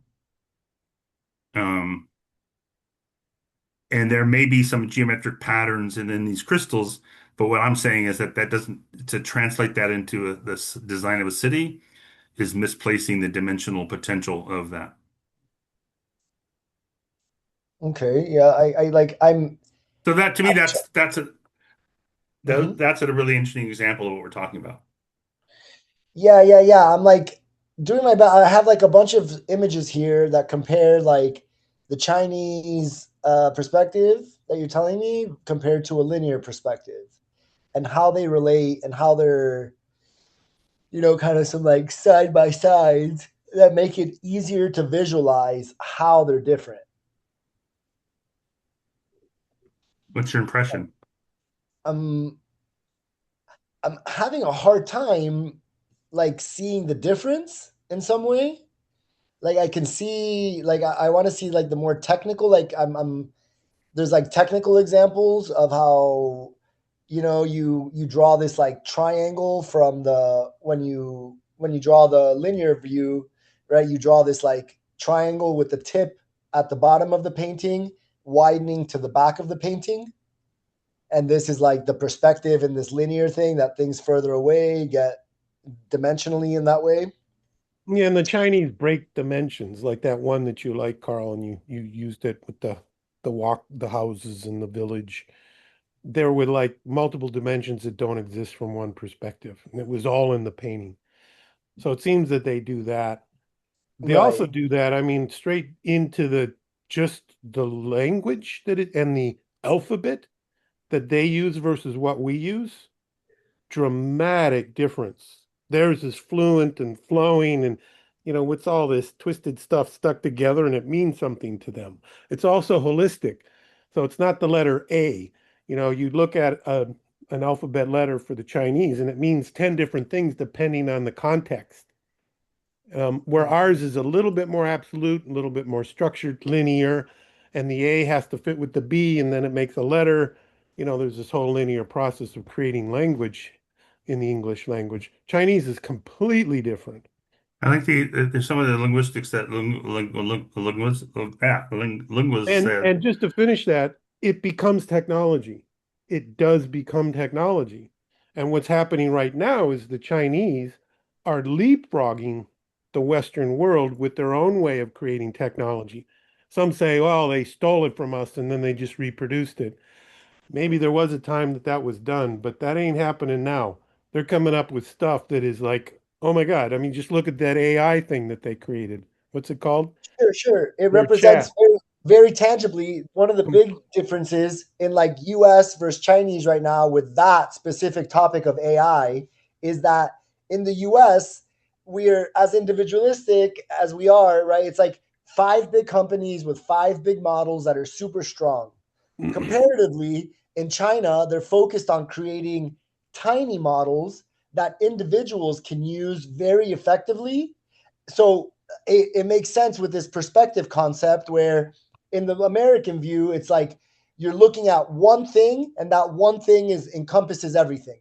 Whereas in the Chinese model, where there's like lots of little things going on all over the painting, it's like each Mm. individual matters and has their own, uh, you know, Interesting point. And do you think it actually changes the way they create technology? The yeah, cars they definitely. That's make, a the, that's a the that's a really rich computers that they question. make, it's all starting to be apparently different, right? From the That may or may Western. not be true. And this is so my thinking. That's a really great question, and I think that a lot of their technology has been so westernized, and I Yeah. think Right. the Yeah. multi-dimensional thinking from traditional Chinese landscape painting is maybe lost on them. But I don't know. But Yeah. so and so Oscar, I was just looking at the link that you sent. So what the analysis shows you. Yeah. Well, the first of all, the first image. This is actually a website. No, this is something so. So the first image, which is the what I call Perspective Machine 1.0 by the German painter Dürer. Yeah. Um, The guy painting the model. Where is it? Are you showing it somewhere on the mural board or what? There's a link in the chat. Oh, okay. so this is Dürer, as it says, 1501. They call it Perspective Machine 1.0, and it Hmm. showed diagrams of linear Western paintings in the perspective. And the Oh, this is the analysis one I was talking about. Yeah. the analysis of the analysis of the Chinese painting, they've taken the same image and they showed different. There's a different. They replicated it and showed different areas in Like a little red zoom in, square. right? Little zoom ins of it. Uh-huh. And what it's doing is it's kind of cataloging the different. Um, It's one perspective, but it's showing three or four in the painting, that's right? so each of those diagrams is taking like each of those diagrams shows like like they're different perspectives if you call it that. They're Mm, and how they're different than Western paintings is that the overall painting has multiple perspectives and it's multi-view. that's right. Yeah. Yeah. Right. And I would assert, and I believe that this is more how we perceive the world. We do not perceive the world in frozen moments looking through a fixed window. Hmm. Um, um, that's how I think it's different. Now, the Western analysis of this, of the Chinese painting from the middle of the 20th century with Western art, is they say Chinese perspective is not as sophisticated because it's not as refined. Which is Right. a friend of mine Yeah. who I knew from Yale, who's an art historian, that would say that's bullshit. It's It's just Western different. arrogance. It's just different rules. And Yeah. so Right. I Classical think, American. the rules of Chinese landscape painting are more about how we exist within nature than, And potentially even how our mind sees it. I mean, well, have you guys I mean, ever I think known those are a person that is what visually dyslexic? I Hmm. guess they make great architects. I had a one of uh, my ex-wife's sister. She could see the room from another dimension from where she was standing. She was one of the Right. best Right. in LA. It's So like spatial intelligence. You can yeah, imagine things in 3D yeah, and rotate them in your mind. she could just do that, and it's like, from my experience of all the architects that I've worked with, that like that's I don't spell very well, but I do that thing very well. But it's just different. It's just different. But the Uh-huh. key Uh-huh. there, so for me, Vicky, you said like that it's like how we see it differently. But I just think the logic embedded in Chinese landscape, if you say it embedded, is mhm, more about how not just the specialized it's just how we experience nature. We move through nature. We don't yeah, experience nature through more fixed so. windows. So like the definition of Renaissance perspective is that you're looking at something from a very specific point of view, the man in the middle. You're looking out at a view that's frozen and through like that picture frame in that first diagram. Yeah. And it's usually based on an individual. I mean, there's this individualistic perspective in the paintings. It always is. That's the rules of Western Yeah, perspective. of Western It's perspective. So bringing in some of these Chinese or other than Western perspectives into our art will transform our technology. And I I get back think to my key point, which is art becomes technology, and it's very critical. And using language to express it, not just the painting on a board, we need to address these kind of woo-woo things because they well, will I don't change think yeah. this I whole list of technological items. Well, It's a Nick, we're going to end technology. on this because we're totally in agreement, and I where we part ways is these diagrams is Hmm. not it. You're going to get that last stick in, aren't you? Well, you I'm guys, just So that's be what it. he's I'm talking perfectly about. willing to continue this conversation and share, but Some other time. Some other time. but I Yeah. think that the somewhere, and I need to find out where I read this 'cause I think it's really beautiful. Is that a Chinese landscape painting requires you to imagine yourself floating in nature, and I think that's such a fundamental principle that we miss in the West. Instead of walking over nature, No, instead of looking at nature through a frozen window. well, and we do walk over. I mean, we Well, have this language even that says here's we one go. other insight and this comes from a feminist critique that I've read of this etching by Jur. Mhm.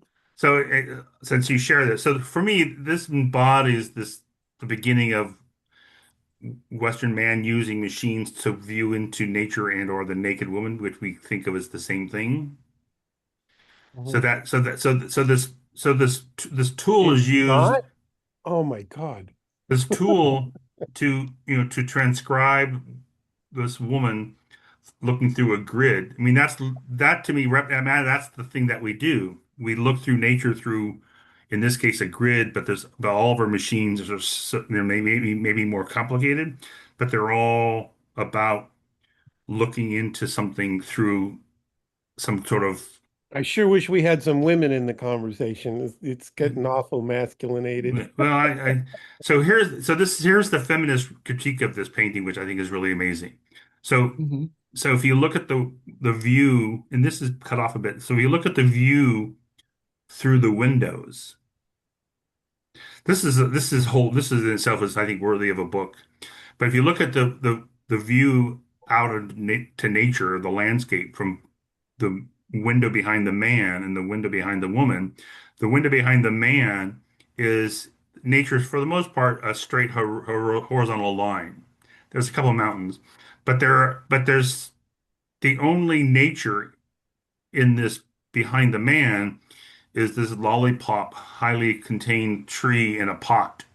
Behind the woman is rolling mountains and some representation of a forest.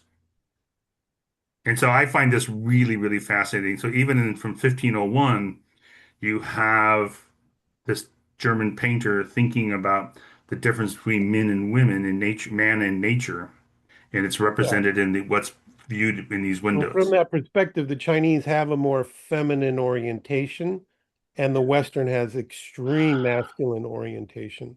I Neither are wouldn't. wrong, but they're sometimes need to Well, come into I balance. I wouldn't disagree. I think that I would disagree that it's not just feminine, but it's more holistic. It's both. Chinese is The both. Chinese is closer to balance than Western. I would agree with that. Yeah, yeah. It's much closer, and so yeah. So that's um. There was another point there, but anyway. So these are the things that are you have struck a nerve with me. This is my core thinking I about did? I architecture, didn't notice. When, Yeah, yeah, I and see you coming back to this a lot, and I'm grateful you brought this up because I don't know if it's just my personal eye at looking at images, but I can't really tell. It's not that I can't tell the difference, but it doesn't seem off to me when I look at a Chinese painting. I never like right away noticed, oh, there's multiple perspectives here. It just looks like, you know, Yeah, I didn't notice it right away. I I can't get really it. tell that there. Maybe Carl, can you send me an image of one that's like really exemplifies this thing with like multiple perspectives? well, that analysis did. I think it needs a little bit of practice. Like I can I, Yeah, see it it, does and like need a little I bit of get maybe practice. because I'm looking at the mountain. I think if I'm you look like, at that video that I shared, okay, I'm gonna it's a watch that after. it's a 3 minute video by a painter, an artist, Cool. David Hockney, Yeah, yeah, yeah. who um um who has been famous for 40 years about this question and a continuation of cubism. Hmm. But Yeah, it's a 3 minute explanation of but how. if you notice, Cubism actually is multi-perspective. Picasso's paintings and the look, it's coming from different directions. It's like, why is her eyeballs over here and over here? I mean, so if there's anybody that broke or tried to break the perspective in the Western world, it was probably the No, no, no, no. Picasso. Well, I'm sorry The, for disagreeing with you all the time, right. Vic, but here's the history of Western perspective, Western art. I wouldn't know what to do if you agreed with me, Carl. So it's not so Picasso, we want to think about Picasso as he's the guy who invented it. He's not even the guy who Right. did the first Cubist painting. But Yeah, this he Yeah. got popular. I mean, it's like Einstein. He didn't invent his idea. He was popular. There were a thousand so other physicists doing the same thing. so my history of Western art and Western modern art and what it is and this breaking down of linear perspective, the Renaissance perspective, it really started with the Impressionists. And there's Mhm. some historical parallels to other parts of our culture questioning the mechanistic worldview of European culture at the Well, time. and so folding this back in, how is it going to affect our technology? Oh, I'll And get why is it there. So important that we talk about this woo-woo shit in this I don't technology think it's woo-woo conversation? shit. I'm joking. It's tongue I in just cheek. want to so here's and I think so my 2 minute version of Western art, your modern art history. So this breaking down of this frozen view, this mechanistic view, started with the Impressionists. You know, they Mhm. were they wanted to see nature and experience nature as it is, not from the studio. So they literally went out into nature to paint it. Yep. And and this influence of Chinese and Japanese multi-perspective art started creeping into their paintings because they were looking for another way to represent things, understand nature. I think of it as understanding nature and understanding their own emotions and Yeah, things. and pulling those all together. And Right. it So has influenced your architecture and what you actually physically create in this modern day, right? yes, So it it has. has But so I influenced just technology just through you and how you so build technology. I'm trying Building to is tech, right? so the connection to technology. So this so for me this influence of Chinese painting is not it's not just accidental. It's sort of seeped into the history. And so, but the Impressionists, so Cubism came from Cezanne, and so the Impressionists. But those, and so the point that you like, so Cubist is multi-perspective, and it's not by coincidence but it was because of direct historic um, influence of a series of painters. Hmm.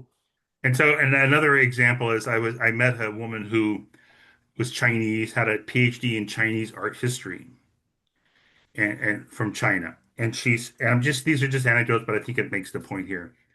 And Mm-hmm, I when I first met her, I said, Picasso was influenced by Chinese painting, and she's like, no way, this is not true. And so by the second time I met her, she had sent me this paper that she wrote. It was really just kind of presentation to explain Western art versus Chinese art.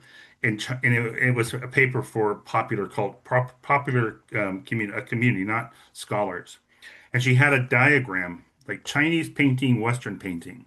So Chinese painting was multi-perspective, Western painting a single perspective. Western art is frozen in time. Chinese art is has a time element. And the third category was Western art was you look at one side of something at the same time. You only look at one side of something. In Chinese art, you might see both sides in Multiple. the same painting. Yeah. And I told her, I looked at this chart and I said, if you just scratched off Chinese and wrote Cubism, then in Renaissance, it's still equal comparison. Well, that's her Western education that did that. No, it's not her. No, you're not listening. I said she was from China, but Where did she? she was interpreting, so her Oh, view she was of Western art showing the versus different. Chinese art Yeah, was yeah. not modern art. She was showing that. Yes, Yeah. right. Gotcha. And I shared that because that sort of a really um, quick description of how the difference between what you're looking at in the Chinese painting and the Western Yeah. art is it's multi-view. You can see different things at the same time, Mm. and there's a time element. Yes. So if you look at that diagram that you sent, Oscar, yeah, the Chinese landscape painting, so the way to understand it, these different perspectives, those different views, is not it's not don't look at it as it's inaccurate like Western art interprets it. It's think of it as you can move through it from one view to another. It's a Yeah. story. And it's right. it's it's a rule breaker. I think it's a rule It's a different breaker. rule. It's just different rules. But I think but the Different rules are rule. more organic. It's more about how we And actually I perceive. gotta, I'm gonna go because it's 5:10, but I will say, I just want to remind those of that are left here, this is how technology emerges. So when we ask the question about what technology is and where are we going to go forward and what are the categories, how are we really got to talk about the artistic nature of the human condition and then move into the science of it and then move into the manifest of it. That's beautiful, Vic. That's To bring tears to your eyes. that's fundamental to my and I have other examples, but they but All right. this history of Well, perspective machines is a really interesting. it's the outcome. It's the outcome of the mental perspective. It is the outcome. It's a physical manifest of our expression. Yeah, I like the Art is phrase. first, not science. I like the So, phrase, it's yeah. the physical manifestation, but the problem comes when we keep mistaking the machines as something that provides us a um, um, Yes, when we stop it recognizing it is our expression, it's got to be reflective. And that will evolve the machine if we do that. And we're yeah, not there from everything I've learned. And I'm a Silicon Valley guy. So I'm not an idiot about this. There's a blindness to this expression that is critical to the transformation of our future. And this is the communities that we're trying to make. so Yeah. I'm going to step out with that. I but found a but pretty good way to step out.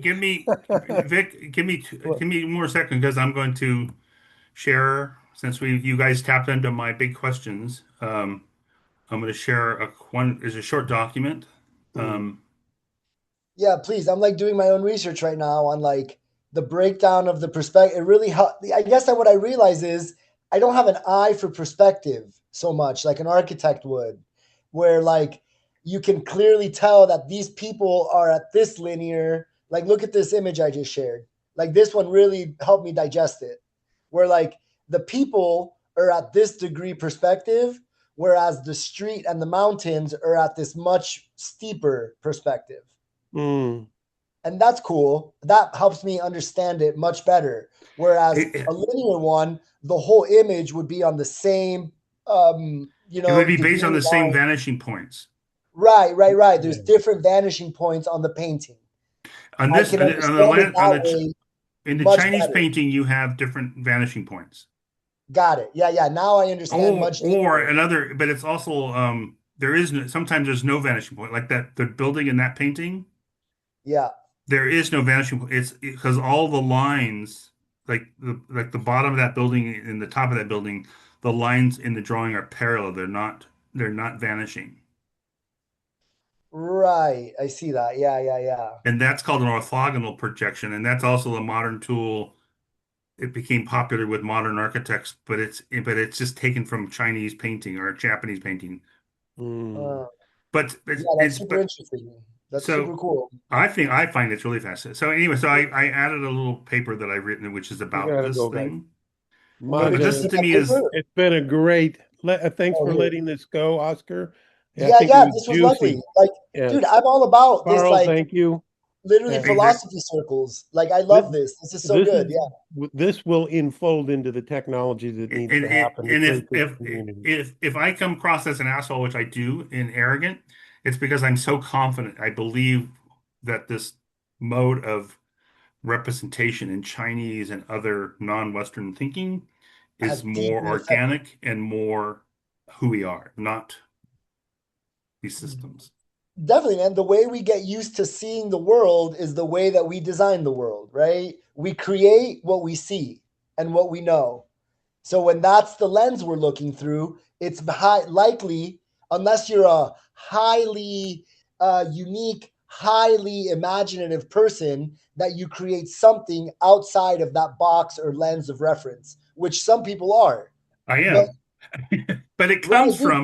it comes from the very starting point when, like in school, I was Yeah, taught to draw perspectives, and when I was in school, we drew them by hand. sure. And the rules we used were the rules that Brunelleschi demonstrated in 1413. Yeah, yeah, yeah. And but then because I was reading too much history, I read, well, it was invented in 1413. So Uh-huh. like in the 22-year-old brain, like, oh, so it's not given to us by God. It's not some rational system. It's Right. us. And so this begins the whole, but so the thing about Western culture is that so much of our training and our education and thinking method is based on this idea that we are looking at the world accurately. And it's Right. Right, right. What is like, exactly? Yeah, I agree with it, that. another way, and I'll stop here. It's another way I think about it is like, so this perspective that you keep showing diagrams of, it's, we don't even see it as a language. We don't see it as something that's influencing us because Uh-huh. it's so much part of our cultures. Western science is based on it. Sure. Our tools of measuring are based on Uh-huh. it. Uh-huh. Everything from the like that one picture you showed to the camera lens to artificial. with virtual reality, it's all based on that thing. We keep thinking we're inventing a new thing, but it's just based on the same old rules from 1413. And so I'm like, stop, stop. Like, just let's get past these assumptions. Right. And there's another way, there's other ways to record. What I was going to say is that we have a hard time seeing outside of that because it's so much part of our culture. We don't see it as us. We don't see it that we invented it.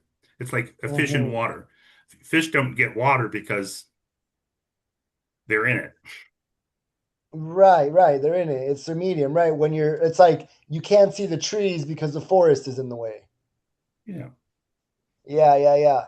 Carl, this was really good, man. I really, because I remember you talked about this on a previous call, and I had a bunch of questions, but I was so focused on getting through the call and keeping all the practicalities of it. I'm happy we just like went off on this tangent that, like Vic says, it's this theoretical artsy part that really helps define the physical world, right? We're visual creatures, which is why art is so critical in our journey. And I may find one more image since you inspire me to find one more image. Yeah, yeah, please Um, do. Please do. I'm going through a bunch right now that's like really helping me understand what it is that you see. Yeah, I think what I realize is my sense of perspective isn't great. well, Isn't like no, I wouldn't say it that way. It's that your sense of let's say it's perspective, not trained. I'm it's just used to Western. It's something. Western. It's West, but it doesn't like when I look at a Chinese painting, it doesn't look weird to me. I'm like, oh, cool. I can see I'm not aware that like the people in this corner I'm looking at them at a different perspective than the people in this part of the painting. I don't notice that so clearly.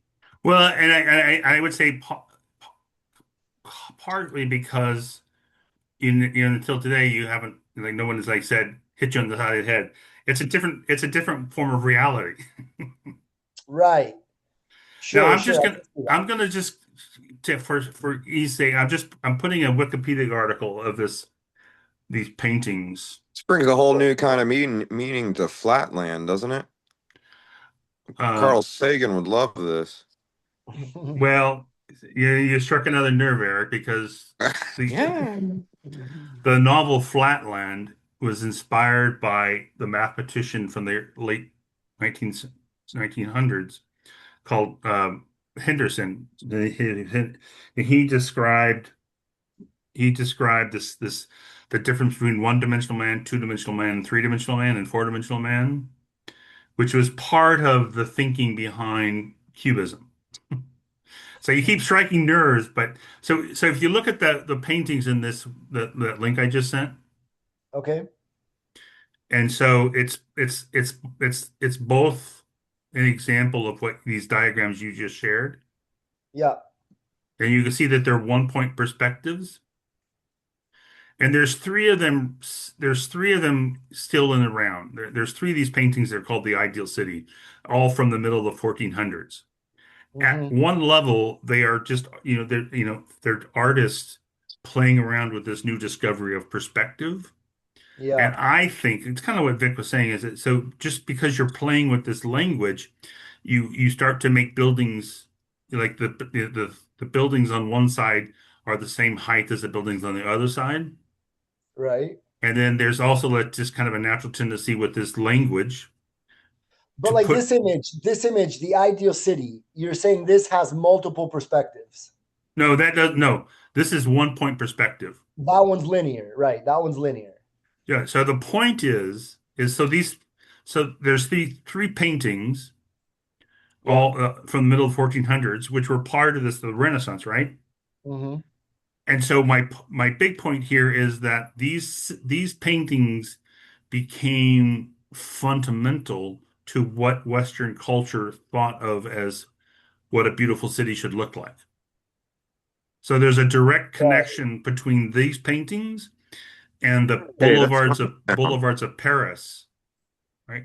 So Hmm. instead of organic medieval painting or cities where they're responding to the topography or to in some cases in ancient Greece and China, responding to Yeah. the solar grid, it just became a graphic, kind of this overly simplified geometry.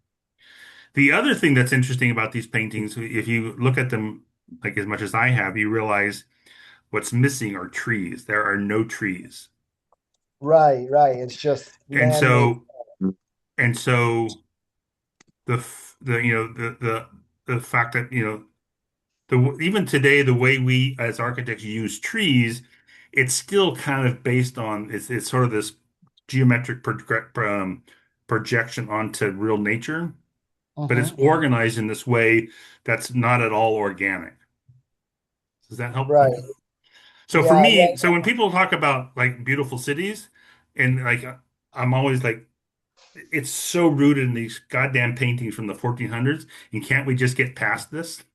Sure, it's just anthropocentrism at its maximum, where we thought, wow, we are the peak of everything, and everything is based on us, and like that's the biggest mistake we've ever made.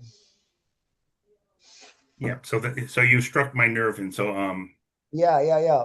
Cool. Yeah, dude. And Oh, Cole, you never have to apologize for being passionate about what you Carl, like I got a love. weird one for you. I was thinking, like, what is the perspective of the zero point 0.5 dimension?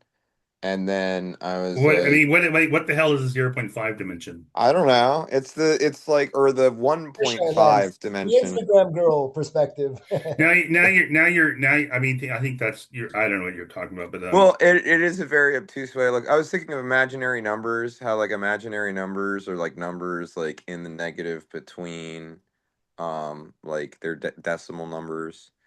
And then I'm trying to like what is an imaginary I think you're asking number? I think you're asking a question like how many angels dance on the end of a needle. Yes, exactly. That's exactly what I'm asking. I And just asked a I was robot. like, so how does that impact energy from the sun? It doesn't. I don't care. Oh, well, hold on. This is what the robot said. This is what the robot said. So, Which um, robot? The the one in the our Telegram chat. yeah, yeah, yeah. So in art, the orthogonal dimension, the angle you're not seeing from in perspective drawing, one vanishing point gives you depth, two gives you width, but you need a third perpendicular axis to capture what floats between. That's I. The dimension that's What's this from? Oh, This is you the posted AI. this. This is the AI, Carl, that we have in the Telegram chat that robot. is being Okay. trained on the conversations that we're discussing in there regularly and all the content we're uploading from the calls. Well, so so here's my first impression of this. Is this all sort of modern European art centric interpretations? Mm-hmm. Um, and Whoa. um,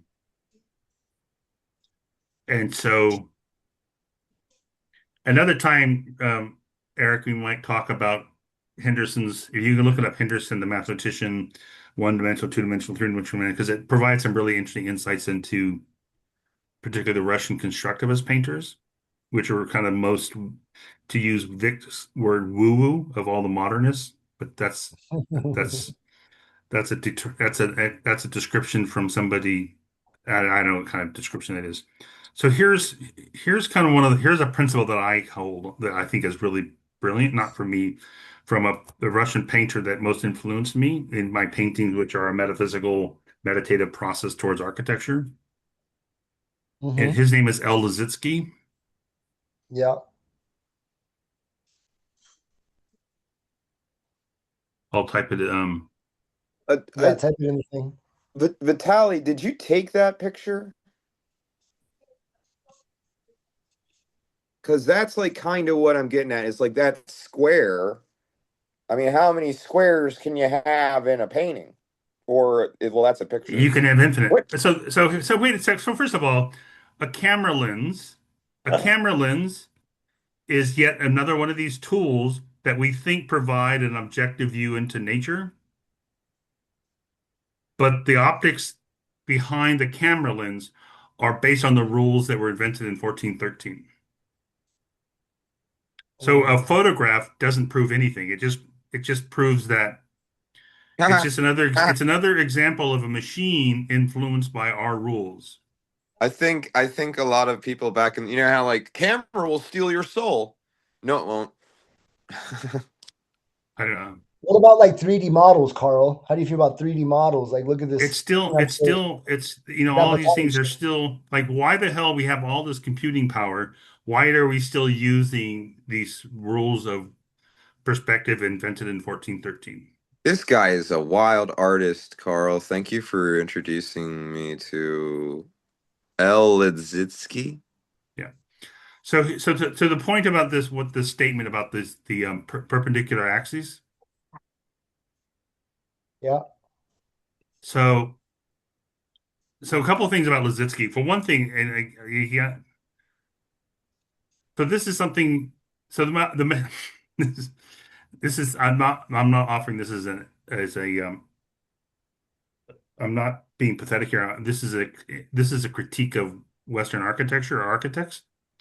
So the Mhm. mistake I made is when I got his book in 1982 is I read it. I read his writings Oh and The yeah. not just looking at his paintings. And what did that do for you? It made me mess.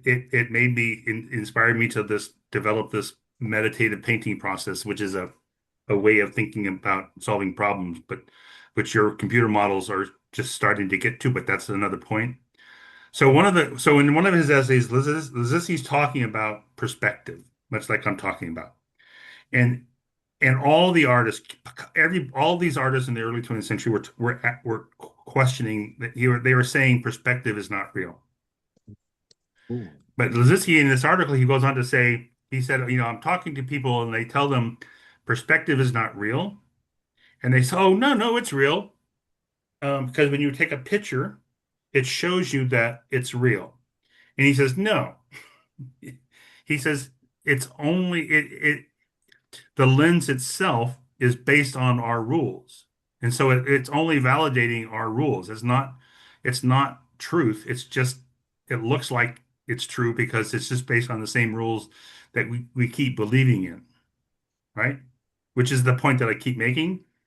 Hmm. And this is where this idea of perspective machines, the lens is part of that. But all of these like 3D modeling, all these graphic things that are used to represent something in perspective, it's still based on these this mode of representation.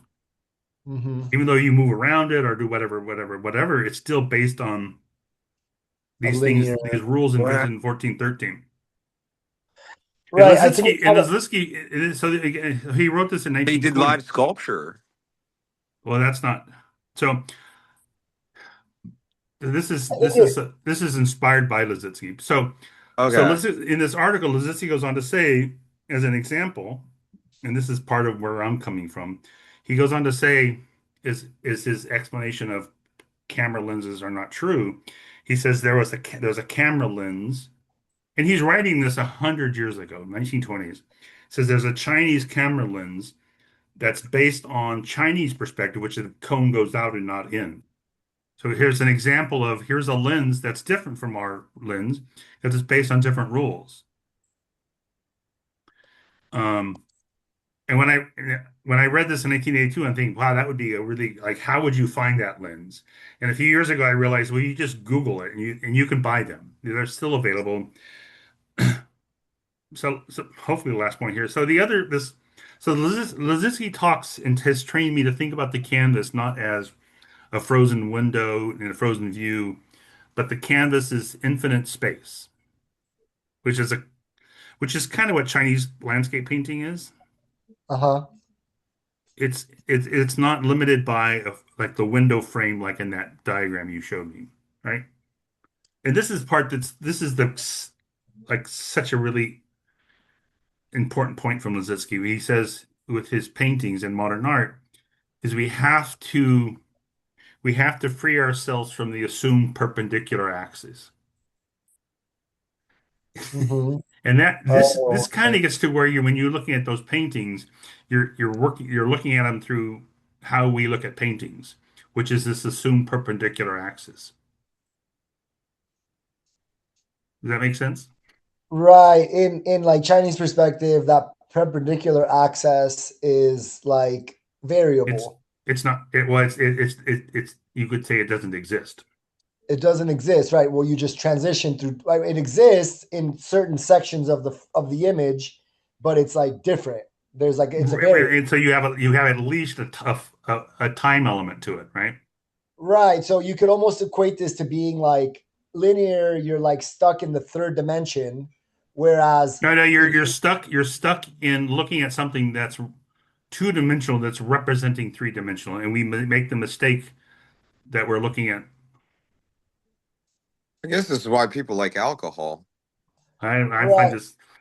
this really stimulating, Eric. I don't think it's Well, I was thinking of like a toroidal perspective, like a tornado perspective, and like if you ever drink and you get the spins, I just I don't know, because the other day I was thinking like, what was the I made some poem about Edgar Allan Poe, like getting really drunk and dying, and it was like it's like alcohol was like the response. Something I'll have to share yeah. it with I you. I I think that I think my some of my insights about how do you actually work with nature comes from these principles that I've learned from modern art, and it's freed myself from this the map making the perpendicular axis, and I believe that my systems thinking to design comes from this multi-dimensional, multi-perspective training that's happened over the last 40 years. Like like Salvador Dali, he wasn't just living sideways, he went full lopside. He had a heart attack and didn't come back. Yeah. Yeah, yeah, yeah. Anyway, that's those. So I think Liszewski's. Very I think cool. he's underappreciated, but I think his point about freeing ourselves from perpendicular axis, I think, is a really great insight about the difference between looking at a map and saying that's the thing, and looking at a map and saying it's not the thing, it's just a map. Right, right. Just like Um, metrics and measuring, it's right. The actual thing is not the measurements you're taking because the measurements and could show just one perspective of something that's multi-perspective even across time. architecture is designed by you make a plan and you extrude these representations in the plan up from the paper at perpendicular. I mean, it's so much part of our culture. Right. And that thinking is counter to how does the sun and water move across the site. You start to think in time. You know, Right. That's what it is. It's you're thinking across time, right? What I was saying is the linear perspective, it's like a 2D representation of a 3D world, but you're trapped in that moment of time. Whereas the Chinese perspective is the equivalent, like you said, of walking through a painting. That means you're going through multiple periods of time in the same 3D space. So technically, you're navigating the 4D space. If you well, not. consider, I think you're. I would say what's potential in that painting logic is to understand the 4D space. right, to actually like put it into mind, which it makes sense with what's happening where America is thinking in the right now money for our investors in this moment, and they're killing their future potential because they're not even thinking of the 4D timeline, whereas China is playing this 4D chess match where they're playing for eons, like their dynasty time frame. Or like I think that's a possible interpret part of the I can relate interpretation. it yeah, that way. like Yeah.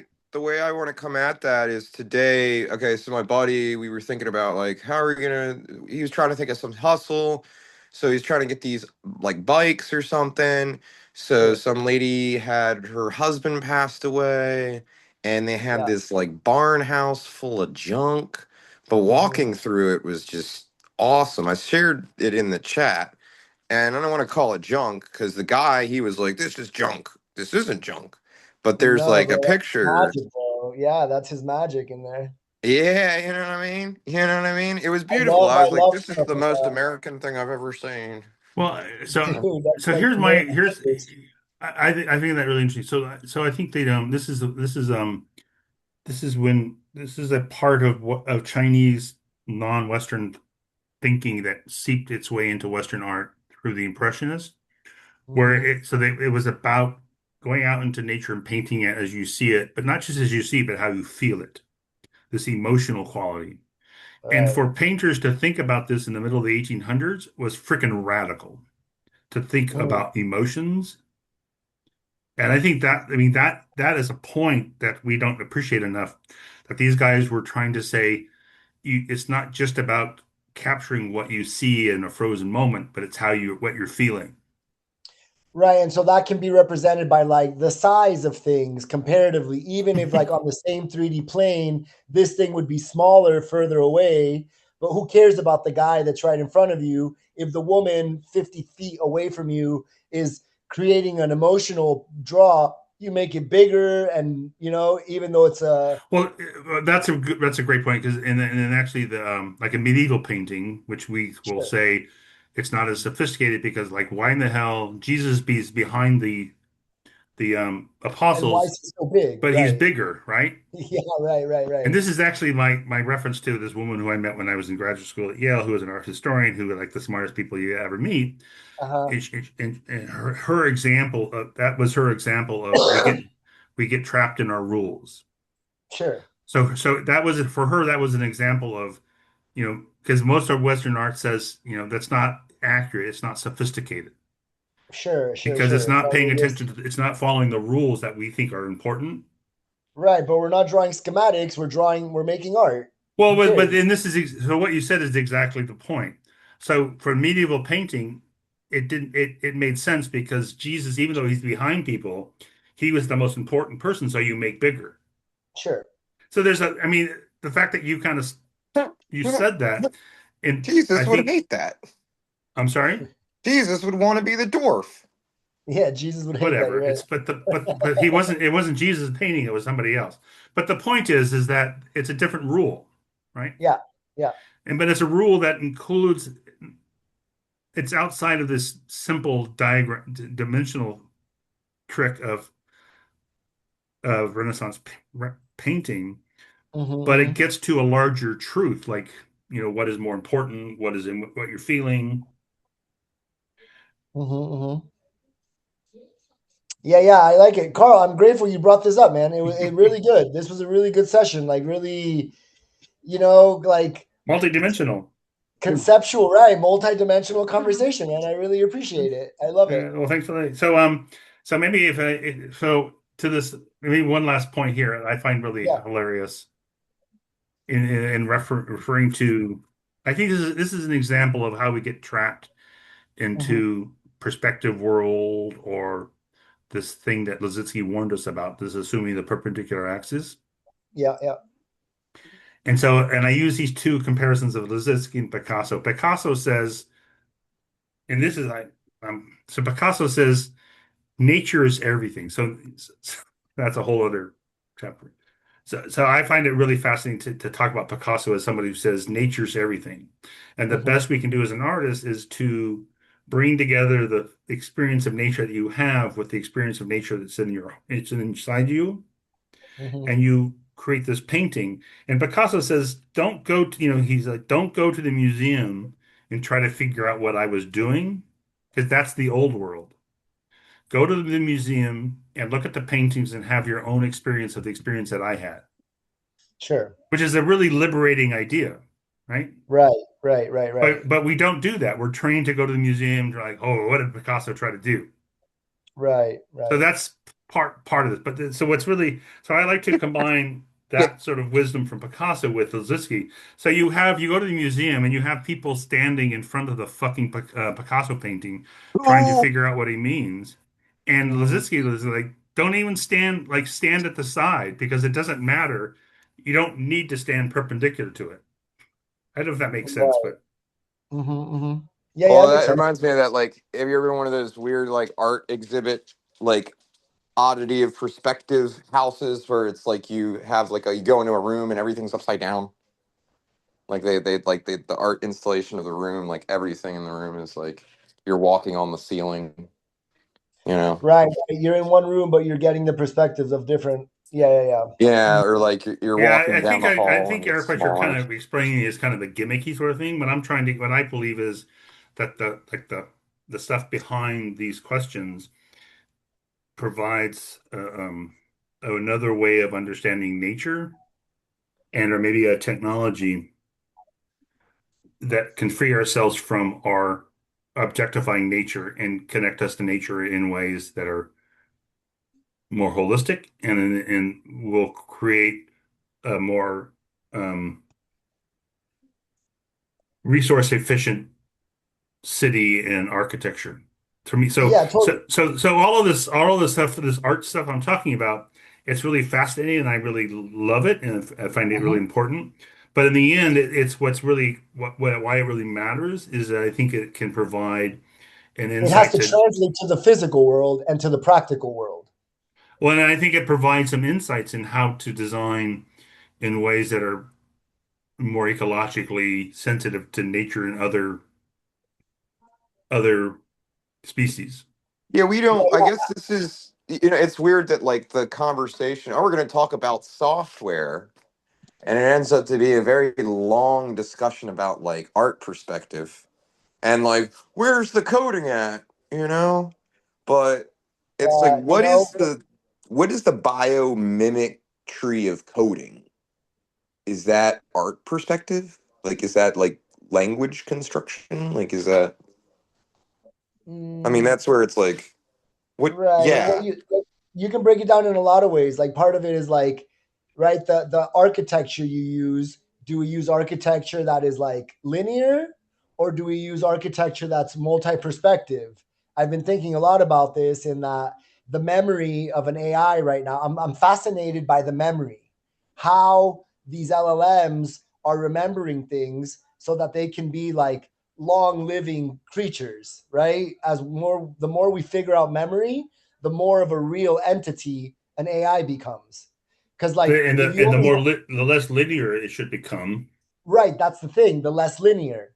Um, like are we as humans like I can have my memory from right like if I'm living just from my present, I'm linear. But if I can pull experiences from my past and imagine my future and look at this moment now through those two lenses, I'm like multipolar. And that's interesting. And like Even how do we even to say two lenses, that there's a cultural bias to two lenses.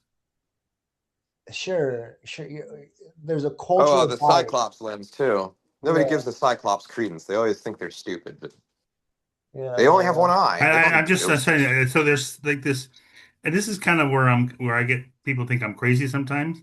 But Hmm. in looking at this question for so long, you start to become more sensitive to Sure. these assumptions that are embedded in our language. Yeah, definitely. Yeah, definitely.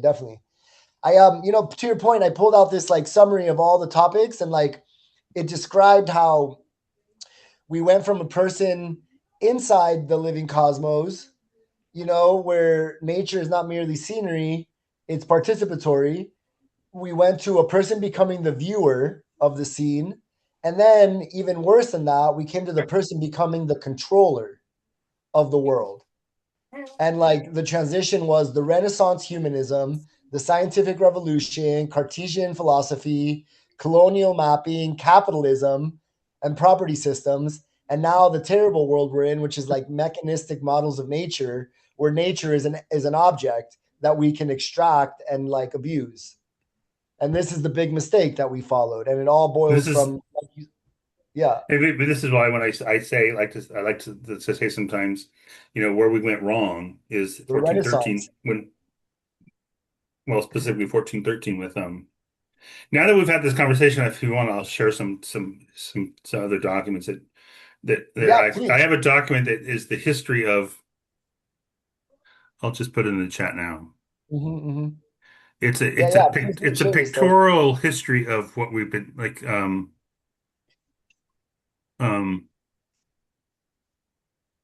of and this document actually shows um it's an example of what Brunelleschi did in 1413 that established the rules, and it starts from there, and it shows how it influenced painting, architecture, urban design, So there you go. Now you have all of Carl. Okay, nice. Okay, sweet.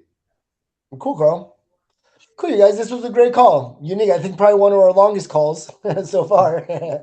And like totally abstract and off the wall. I loved it. I like the idea of abstract and off the wall is a cultural. I'm just yeah, to me It was it was the fly on the wall perspective. Yeah, yeah, yeah, yeah, That yeah. was me today. Yeah, yeah, Uh, I enjoyed it. I enjoyed it. Hey, Carl, I'm grounded. I'm in Miami now. I'd love to make time to like, just have a call with you and like, dude, just talk and pick your brain on like the work you did with this place in California, what you're doing now, kind of your perspective on stuff. I'd love to ask you a few questions about designs and architecture. well, I now don't know. you have an insight of like the basis of where Right now, I'm seeing where it's coming from, and I'm like doubly, curious. So thank you for sharing that.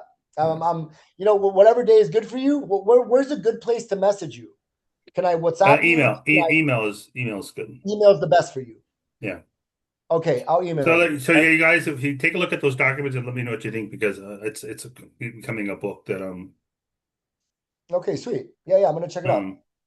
this last document it's mostly pictures, but it shows how this painting method became how we design cities Mm-hmm. and why we still design cities this way and why they're all fucked up and why we ignore nature because Sure. we start from cities, we start from a geometric order Mm-hmm. and the source of that geometric order and the desire to lay out a geometric order onto the landscape without thinking about nature comes from this history. Wow, cool. Yeah, I'm looking through it right now. Cool. Thanks for sharing this, Carl. You're welcome. So Yeah, very anyways, cool, man. Yeah, yeah, I'm grateful you're on these calls. It's cool that Brian invited you.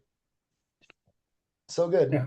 All right. Well, thanks for letting me Dude, drop knowledge, go on bro. and Drop on. knowledge, dropping all the magic you've been gathering over these years of wisdom. Appreciate it. Yeah. And yeah, Vic's not here, but we're going to probably argue another time. But Yeah, yeah, yeah. It was good. the That's sacred community, man. geometry thing is more Western historians looking for proof, Yeah, and they find it because they use certain tools to find the truth. yeah. And I need to I'll come clean with him, but it's not Sure. When you think blue car, you see blue cars. So like this is sacred geometry in a way. All right, all you right. guys. Anyways, Beautiful, beautiful conversation today. Happy Saturday. Enjoy your weekends. Stay tuned on the chat. We'll be working on a bunch of AI stuff. Carl, are you guys integrating AI into your architecture firm at all? I'm using AI um n- to pump out a lot of documents and explore questions. Okay, cool. But as like workflow things to like support like logistical, as like an assistant and things like this, not so much yet. Not so much, and I'm sort of both ahead of the game and behind the game Okay, interesting. because Okay, I cool, think cool. I think AI is still crippled by these assumptions about Western thinking. Sure. But as a paper pusher, it's like pretty nice to have a little thing moving things around for you so you don't have to do it yourself and you can keep philosophizing. Yeah, yeah, yeah. Yeah. All right, you guys, happy Saturday. We'll chat soon.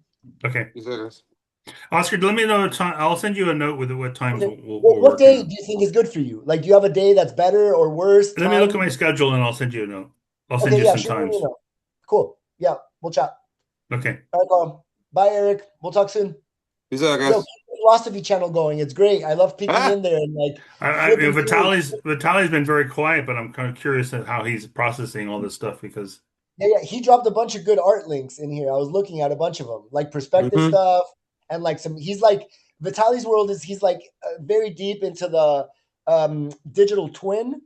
So creating 3D replicants of like the location, the systems, all of that. So the perspective question is interesting on like a 3D, uh, recreation.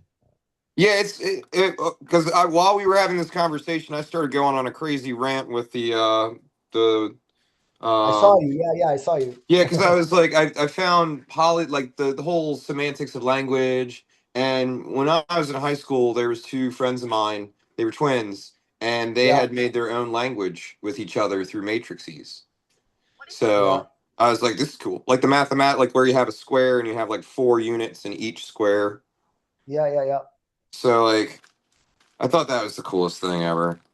Yeah, Yeah. yeah.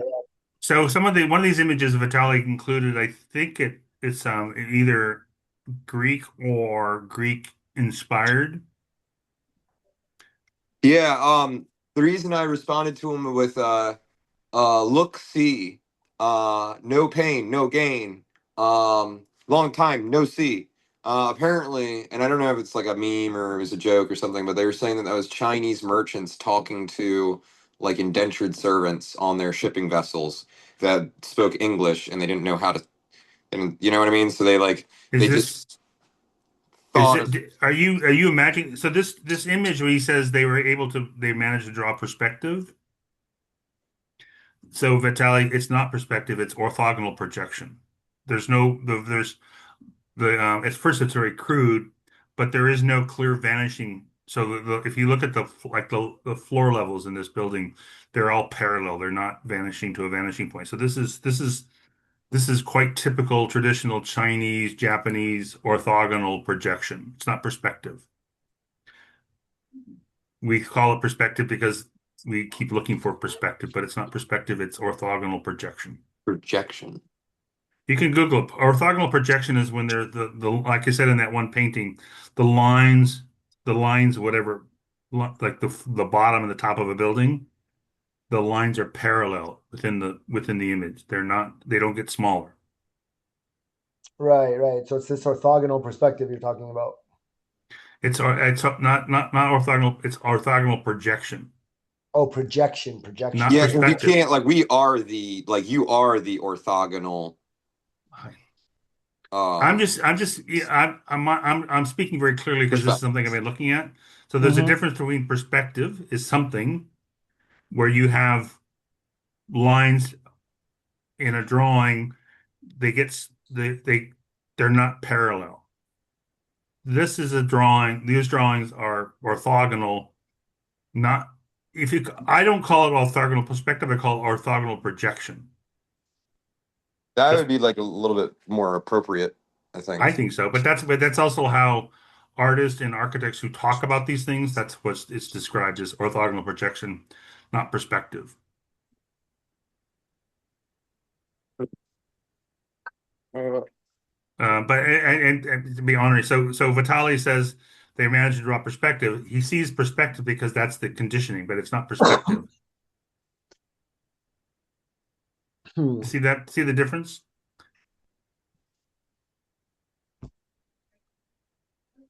no.